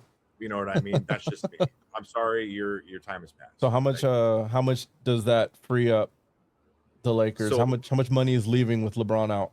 Well, that's like what, 52 million, right? 52 million now. Yeah, something right there, right? You're opened up. So now you have Reeves who he declined his player option. He did, right? Because they offered him 4 years at 89 mil, right? Yeah, it's not enough. Yeah, it's not enough, right? Yeah. I'm gonna try to sign him long term. But if he denies it, it is what it is, right? So you would have to outbid everybody. Yeah, pretty much. Wait, let me ask you this: Is he a max player? No, he's not. I'm not paying max money for him. Okay. Like, no offense. Like if somebody will. Do that, yeah. Well. Do you think somebody will? People are dumb these days, man. These GMs be playing some stupid shit. Have you seen all those players getting max contracts? And I'm like, this guy's not a max guy, dude. Like Fred VanVleet, prime example. Dude, he left the Raptors, right? Yeah, Did he get a max? I don't know if he got a max deal, but he got paid. he got pretty close to it. He's He, consistent. I like Fred. No discredit to VanVleet, but like, yeah, come on, like the like NBA started making teams when they have like they're not letting NBA teams just save money anymore. They have to spend it. So what they're doing is like they'll yeah, give Fred VanVleet a 1 year 42 mil yeah, just so yeah. that they keep a player they like. Give me Lock. old Drew Holiday over VanVleet all day, man. That's fair. I'll Yeah. pay, however much for Drew Holiday over VanVleet. No offense, but that's 30, 36 something or 30 something million per year. Yeah, consistent. Drew Bro. Holiday's making. Yeah, consistent, man. Okay, so we're pretty much we're wiping the roster pretty much. So Reeves as well then. No, well, if I try to offer Reeves, he say he denies, right? We're either gonna see who bids for him and see what the price is, and maybe we'll outbid them. But You wouldn't match if it's a max though. no, I'm not. Okay, No, okay, that's fair. no offense. And I'm doing and prior to going into this, I'm looking at the roster, right? So it's like the longest contracts we have, like so LeBron's gonna walk, so obviously his little semen demon is going with him. So he can go wherever he wants to go. Whatever team drafts, Bryce. You can stay in the South Bay Lakers. That's fine. Shit. You can be in the G League. That's fine. Yeah, but he's signed to a 4-year contract, Bronny James. Dude, so like, everyone. That's part of why everyone was pissed about it. Guaranteed money. So Dude. it's like, yeah, I'm trading your ass. I don't even care if it's for a bag of fucking Lay's potato chips. I don't even like Lay's. Okay. So Connect, we got right. He's exercised. He declined actually. Yeah, so, he's gonna be a free agent now. So he's we're pretty much wiping the roster. We're rebuilding this thing. So no we need Rui. to land. We're going for fucking Lakers are the big dogs, right? They're always go after the best player, right? Who's the most comparable thing we have to Shaq in today's game? Right? Oh my god! Wait, okay, go ahead. What are we doing? So it's Giannis, right? No, these are the two options we're going with, right? Mm-hmm. We're either going after Giannis or we're going after Joker. Those are the only two moves you make. How do you package? What's your package to get Joker? Well, or Giannis. Which I guess more realistic is Giannis, but Joker has like 2 years left on his deal, right? Yeah, something like they both have 2 years left on their deal, something like that, right? Yeah. But I mean, if anything, after this year, they'll be a free agent next summer. Yeah, that's what I thought. So we're leading up into next year, right? So we're preparing for next year. So pretty much, we could like this year, like the end of this year into next year, we can just kind of build a bullshit roster, right? Because we're preparing to land these guys. We're gonna package them, right? Okay. So we're pretty much being patient. What's the package you put together? What do you offer? What's your offer look like? For Giannis, we'll start with Giannis. Well, okay. So if we do Giannis, right? LeBron's going; he's not going to be there. Everyone's pretty much a free agent. There's Kennard. Well, what I was thinking is Hachimura. I'm getting rid of Hachimura. He's walking. Sorry. He's gonna walk unless he takes less. He's gonna walk. Says he has 3 years. Oh, I guess he can walk this year. So everyone's be free agents. So we're gonna have to work free agency. I don't even know who's gonna be free agent this year, but I have a couple names that I have my eye on that I think the Lakers can snag. Yeah. So you think are potential like options guys for us? That are, yeah. Okay. You want me to? Yeah. So, because I'm not aware of who it is. So. Right. The Thunder we need to look at. The Thunder are about to pay Chet, and they're going to be approaching Williams, right? They already paid his max. Okay. Shea's on a max. Okay. And they're about to pay Chet a max, right? Assuming he's a max. Yeah, you would think. I would assume so. Yeah. But Hartenstein is on a team option this upcoming summer for $30 million per year. If you offer Chet the max, you're already going to be over that first apron, and you're not going to be able to, like, the penalties to go into the second apron, or people are avoiding that nowadays. They're avoiding trades. I'm sure you've heard. So Hartenstein is totally in play for his contract to be denied $30 million this summer from the Thunder, as well as Lou Dort. Yeah. So Lou Dort isn't going to be making $30 million. I think he could be in play for like that 17 to 20 million, somewhere in that option to be a team option. But like I said, if they're going to be paying Chet, along with some of the other fringe guys they already have on the roster, making a couple extra millions, like Kason Wallace, stuff like that.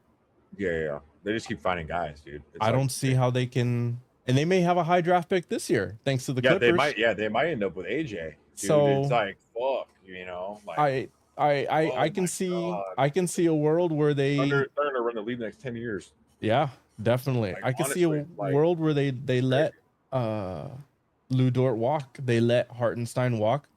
Those are Yeah. two players. If I'm not going big game hunting. If I'm the Lakers, I'm building Yeah, more. not this obviously. You're building trade packages like fundamental pieces that maybe you could build a team around. Yeah, The I'm guys you're going reaching for in free agency next year. right. You know what I I'm mean? almost doing like a Dallas version. Like I want Yeah, long wings, I want rebounders, finishers, and I want people who can shoot. So 3-and-D yeah, guys.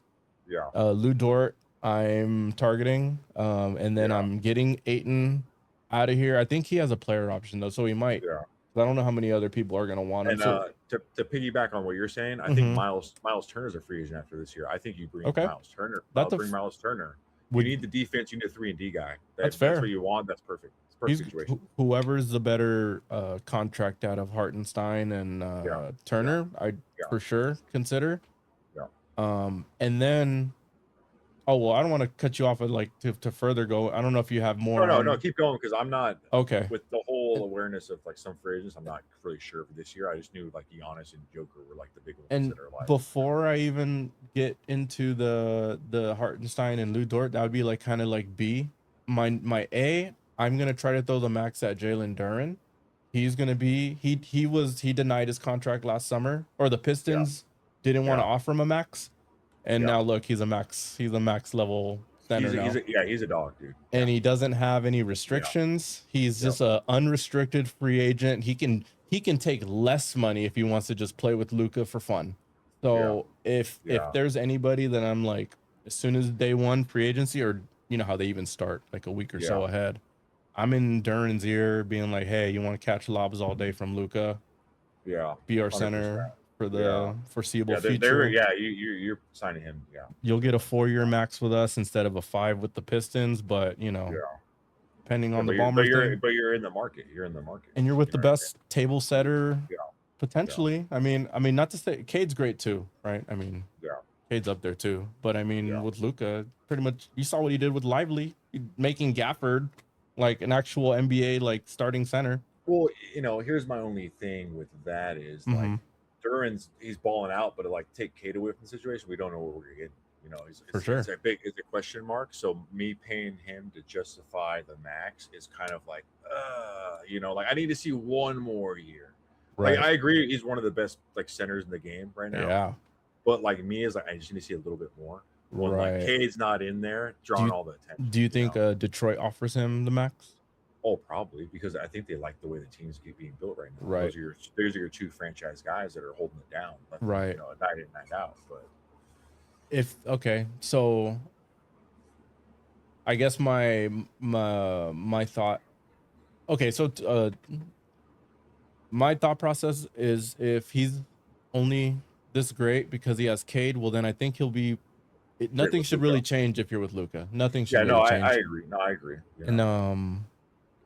And what was I gonna say? And caveat is if I can't get him, there's still other guys like I said, Yeah, Hartenstein, maybe Kessler, like Walker Kessler. Kessler. Yeah, That's yeah, another option this summer. I'm yeah, sure the Jazz are gonna offer him a lot, yeah, but they're also stuck too because now they got Jaren Jackson.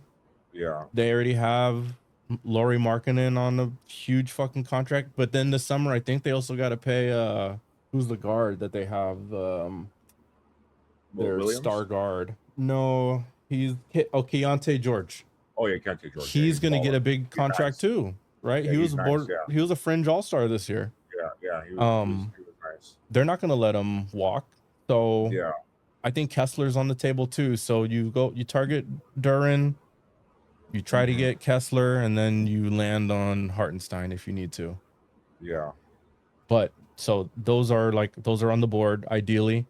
Lou Dort, ideally. And then Yeah. the rest of this season, I'm trying to lose as many games as possible so You're that I tanking. can get Okay. in position to get in this lottery. and we What, need this year or this year. I want to be in the lottery this year because I heard the following year's draft is pretty bad. Well, yeah. Well, so currently the lottery standings right now are Sacramento. It goes Sacramento, Brooklyn, Indiana, Washington, Utah, New Orleans. Right. But I think that pick might go to Atlanta. It looks like, and then Dallas, Memphis, Chicago, Milwaukee, Portland, Clippers, Atlanta, Charlotte. I think this draft is going to be deep enough that even if you're in the top 10 to Lakers are sitting at 12, 21 right now with the draft odds. So right, you're out of the lottery. We're currently out of the lottery, but you could fall in. I would start losing. You're about 6 games out of the lottery, right? That's pretty good. I mean, but that's assuming other teams. Do you try to make a play for John Morant? You think you bring him in? Yeah. You think he's done? I would only take John Morant if I was a team like the Heat who need a point guard or Okay. Yeah, because he's a ball dominant, athletic, doesn't really defend that great. Doesn't shoot. Can't shoot. Yeah. He can shoot a little bit. Yeah. But like those guys are kind of falling out the league right now. I'm gonna throw one in for you too, because I think honestly he's a free agent after this year. I think Lakers should go into the Pablo Banchero route, to be honest. Oh yeah. Because I think he's big time, bro. He'd be great. I'm big on him. That's one guy that I left out of our little like Mount Rushmore of current guys. Yeah. But he is nice. Dude, 6'10", 6'11", moving like the way he does. The only problem is the medical issues. Right. But he can do everything. Lakers. You're the Lakers. You got the best facilities. So it's like, let's get this guy healthy. Let's get him playing. You know what I mean? If you get Luka to lose like 50 pounds, come on now. You know what I mean? I'd say the part that makes all this tricky, because our roster is going to be so empty. Yeah, we're not going to have any salary to like match. So like to get Giannis, what does he make? Like probably 50 something. Probably he's probably around there. Yeah. So that means we need that much money in order to match, in order to trade. And the only way we're going to get that is if we max out Austin. So yeah, and the risk is that's what I said. That's the only viable reason to somehow get that. And if you can't trade Austin, you're stuck with how many picks you giving up though? If you get, I think we could only do 3 at the beginning of the summer. We only have 1. Well, we have like the trade deadline pass. We were only able to work with 1, but as soon as the next year like starts, we'll have 3 to play with. But the problem is like you got teams like the Spurs that can offer like 5 or 6. See, that's the scary thing. You know what I mean? Like, so the Bucks would literally have to be like like Giannis would have to tell the Bucks and all the other teams, trade for me now, but I will leave in the summer and go to where I want to go. He might force that hand. Yeah, I mean, that's the only way he becomes a Laker. They're sitting at the 10th spot in this lottery, right? And we've seen last year, whatever, the crazy odds of them jumping. You know what I mean? Right. So I mean, we've seen fucking shit like this before with the whole, the Cavs getting like back-to-back picks that one year. Yeah. Remember they took like Anthony Bennett, who, shit the bed, and then they took Kyrie the next year. I could see that. The NBA is kind of known right now for rigging the lottery. So, I mean, like think about it. Like, oh, look, check this out. Like, we'll package this deal. We'll give you this pick, whatever, right? And then here you go. We'll take Giannis from you, but here you go. You get a top 3 pick. Yeah. You're gonna get one of these dogs, whatever. So right, I can see that. You get Darren Peterson, whatever. Have that guy. Right. So, So, if I had to just conspiracy theory the Miklo conspiracy theory, I'm saying the Jazz will get the number 1 pick because the number 1 player is a Utah guy, BYU. He's like one of those religious Mormon kids. How often do you get a Utah oriented number 1 player? Yeah, true. Jazz is positioning themselves to be. Yeah, that's just my conspiracy. I like marketing a lot, man. I do too. Yeah, I do too. Oh man, and then you have George. Yeah, I like that actually. Yeah, I can see that. Don't be surprised if that's the narrative. You know what I mean? Yeah. No, I didn't even think about that. But that's my tinfoil hat. Yeah. I'm with you on that. That essentially would be my rebuild to tank and then to go after the Lou Dort, but then try to capitalize on a center. Bring back Austin, hopefully on a little bit less than a max, but if I got to max him out, His Yeah. stats are max level. You know, I would Yeah, say no, I'm not discrediting what he can do. I'm just saying, like, I it's don't know. hard to say he's a max. It Yeah, is. It's hard he's to like just. he's like right there, but there's not that factor of him just going right over it. It's a risk. A 5 year. He's 27. He's about to turn 28. 5 years from now, or do we want to pay? Probably by then 60 something a year to a 31-year-old Austin Yep, Reeves. yep, I don't know. yep. But that's kind of. I'm sure we're gonna do it. I have a feeling we're gonna do that because we just can't let him walk. You No, know. I think so too. I think he's Yeah. done enough to solidify him getting the max there. But Yeah. if I'm the GM, I'm be like, oh, I got to think about this a minute. You do though. You really Yeah, do. me personally, I'm just like, At minimum, he's a 50 something yeah, like maybe, bargaining chip, you know? yeah, 100%, 100%. So I don't know. That's, and then hopefully land somewhere in the at least 15 to get one of these. Cause you know, some in a draft this deep, you could still get a pretty good player, top 15 Well, to fall. that's what I'm saying. Kansas kid, man. I think he's in a fall, right? Because of his antics that's going on. He With everything. could. He probably like, should even. that's the whole thing. Like he's already holding out playing. Like, he's got cramps and all He's this very stuff. Kawhi-esque. I'm surprised you're a little down on him. Well, that's the only reason. Like I'll tell you that with Kawhi. I was like, Kawhi's been so good on the court when he's on the court, but it's like I say, where it's like, I just like the way he plays when he's on the court. Like the whole load management thing pisses me the fuck off. Like 100% does. Right. Like wants me to turn into real Kyle, drink a Monster, punch a hole through drywall. But right. I just like watching him play on the court visually as an eye guy, opposed to me watching LeBron now. I can say like I said, young that. LeBron, young LeBron. Dude, so fun. I can see that. Yeah, you had to be there for that. You know what I mean? Definitely. Like, I don't know. So, but yeah, that just pisses me off. The whole Darren Peterson thing. All right, that's fair. That's fair. Yeah. Any other last things before? No, I think we did good, man. This is 3 hours. Like I was surprised. It's pretty good. Dude, I'm a talker, man. I can talk for days, man. Dude. This was solid. This was. I've been trying to do something like this with someone because it's like I'm just always streaming my games and I'm doing like hypotheticals and I'm like talking about it, but it's always just like. Say, how do you talk to yourself? That's been the hardest part for me.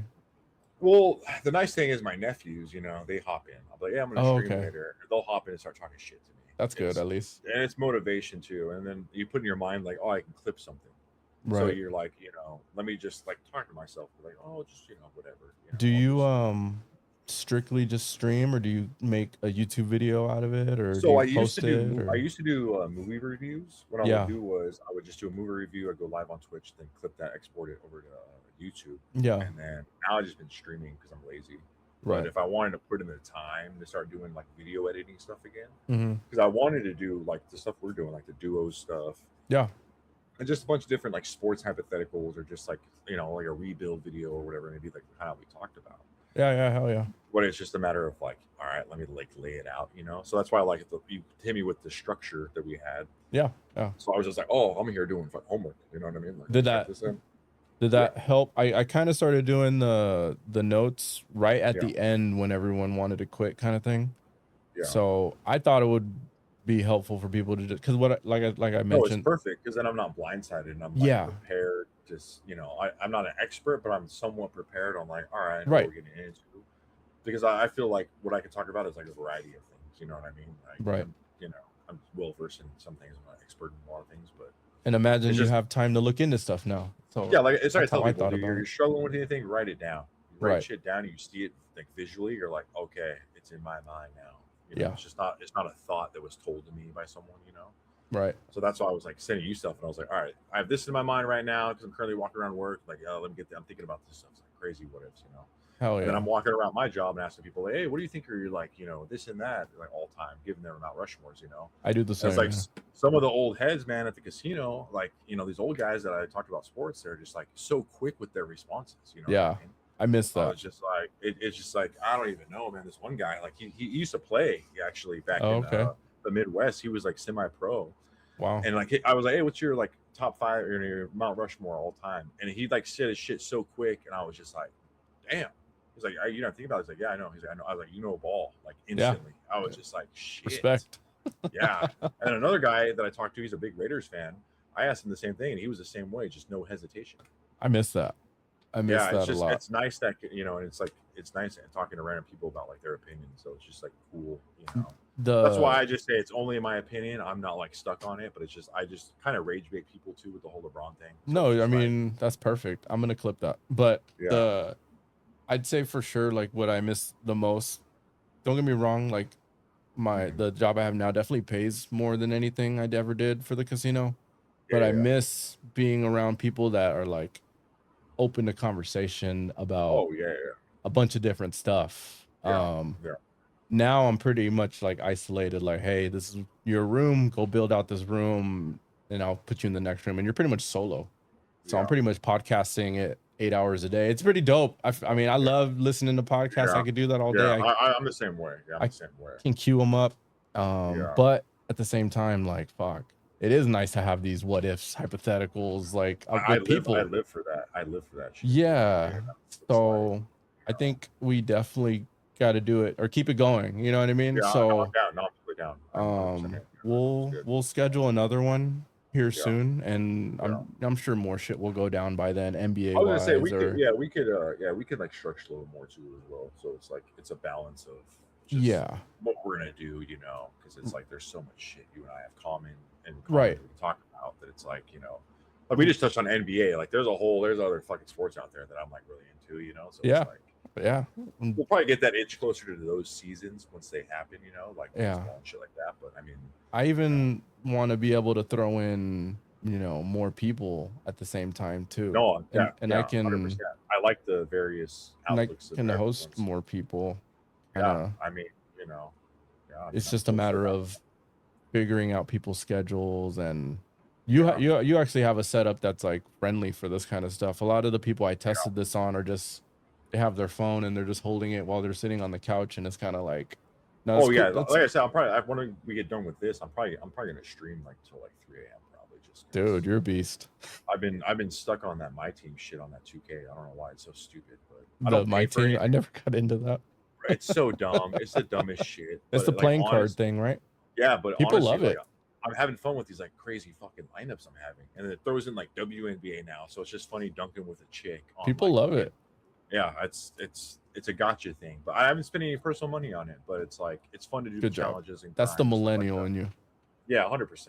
That's why I was like the way I play. I was like I'm not playing online. I'm doing the challenges, trying to build my team up. Then maybe I'll go online. But it's like Right. yeah, it's a whole thing. And, it's a balancing act of just trying to talk as you're doing it. Right. And then you're saying some outlandish shit sometimes. So it's like All right. I'll I'll edit everything and try to post it probably by yeah, Friday again. yeah. And Whenever you just tag me in or all that shit. yeah, Yeah, and I'll whatever. make sure to tag you Take your time, so dude. you can Yeah. post whatever. Yeah, I could like reshare or whatever. Yeah. Yeah, and if I don't know if there's if you want a specific part, let me know and I can send it to you. Yeah, I If like how you have the whole like background and everything like that. I need to like set up myself a little bit better. But yeah, I like yeah, how if you want to know how I did, is that like is that Petco Park in the background that we have right it here? is, yeah. Oh, that's dope. Yeah, And that's I dope. did the Yeah. See, Coronado I need Bridge. to get my layout better when I stream because it's just like me. And then like when I have to like go take a piss break or something like that, Yeah. I just go on my notes on my computer and I type in BRB and I just put that big on my screen. Like I was like, I'm lazy, like I don't give a That's fuck. But it's just like the laziest shit. But I was like, that's fuck it. Like I don't even know if anyone's watching me play. That's This how shit. I feel about it, like Yeah.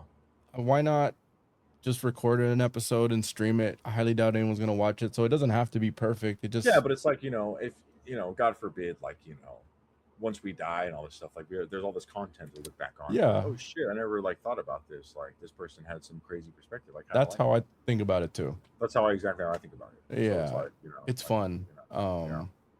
But yeah, That was awesome, man. I had a lot of fun with this. Yeah, let's Appreciate you having me on. Yeah. No, yeah, Really, we're gonna do it again soon. yeah, 100%. And I definitely, it's gonna be a reoccurring theme of the horror because, like I said, I don't have many horror people. Yeah. We'll Yeah, no, we'll just mix it up on what kind and the I was gonna games say and we stuff. can always just like make us watch like a movie that like just pick a movie a week and we'll just watch a movie a week and be like talk about it or yeah, we could talk about it or whatever it may be. I'm down with that.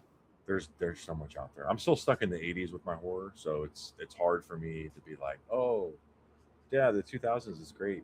Well, if, You know, yeah. I'm Right. trying to think of, because if we do, ones that come out, like for example, Scream, right, just came out. Yeah. Well, Yeah. whenever it comes out on stream, let's Yeah. watch it and then Yeah. let's pick a date to review it. Yeah. Yeah. I'd be down for that. I'd Yeah, be down for and we that. could just maybe can keep that because those will make current clips and Yeah. stuff like 100%. that. So, Yep. Yep.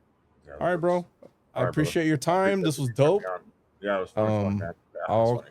keep Yeah. in touch to book our next one Yeah. Let me know, man. That was super fun. for sure. So All we'll be in right. touch. All right, All right, brother. everybody. Good All night. right. Yeah, I appreciate y'all, Thank you man. guys for Yeah. watching. If you stuck around this long, you probably don't have a You're a life, but it's beast. okay. You're a beast. Yeah. Appreciate you. Make sure to follow me and Kyle on Yep. Twitch, and all our socials. Mhm. I'll catch you guys on the next one. Peace. Later.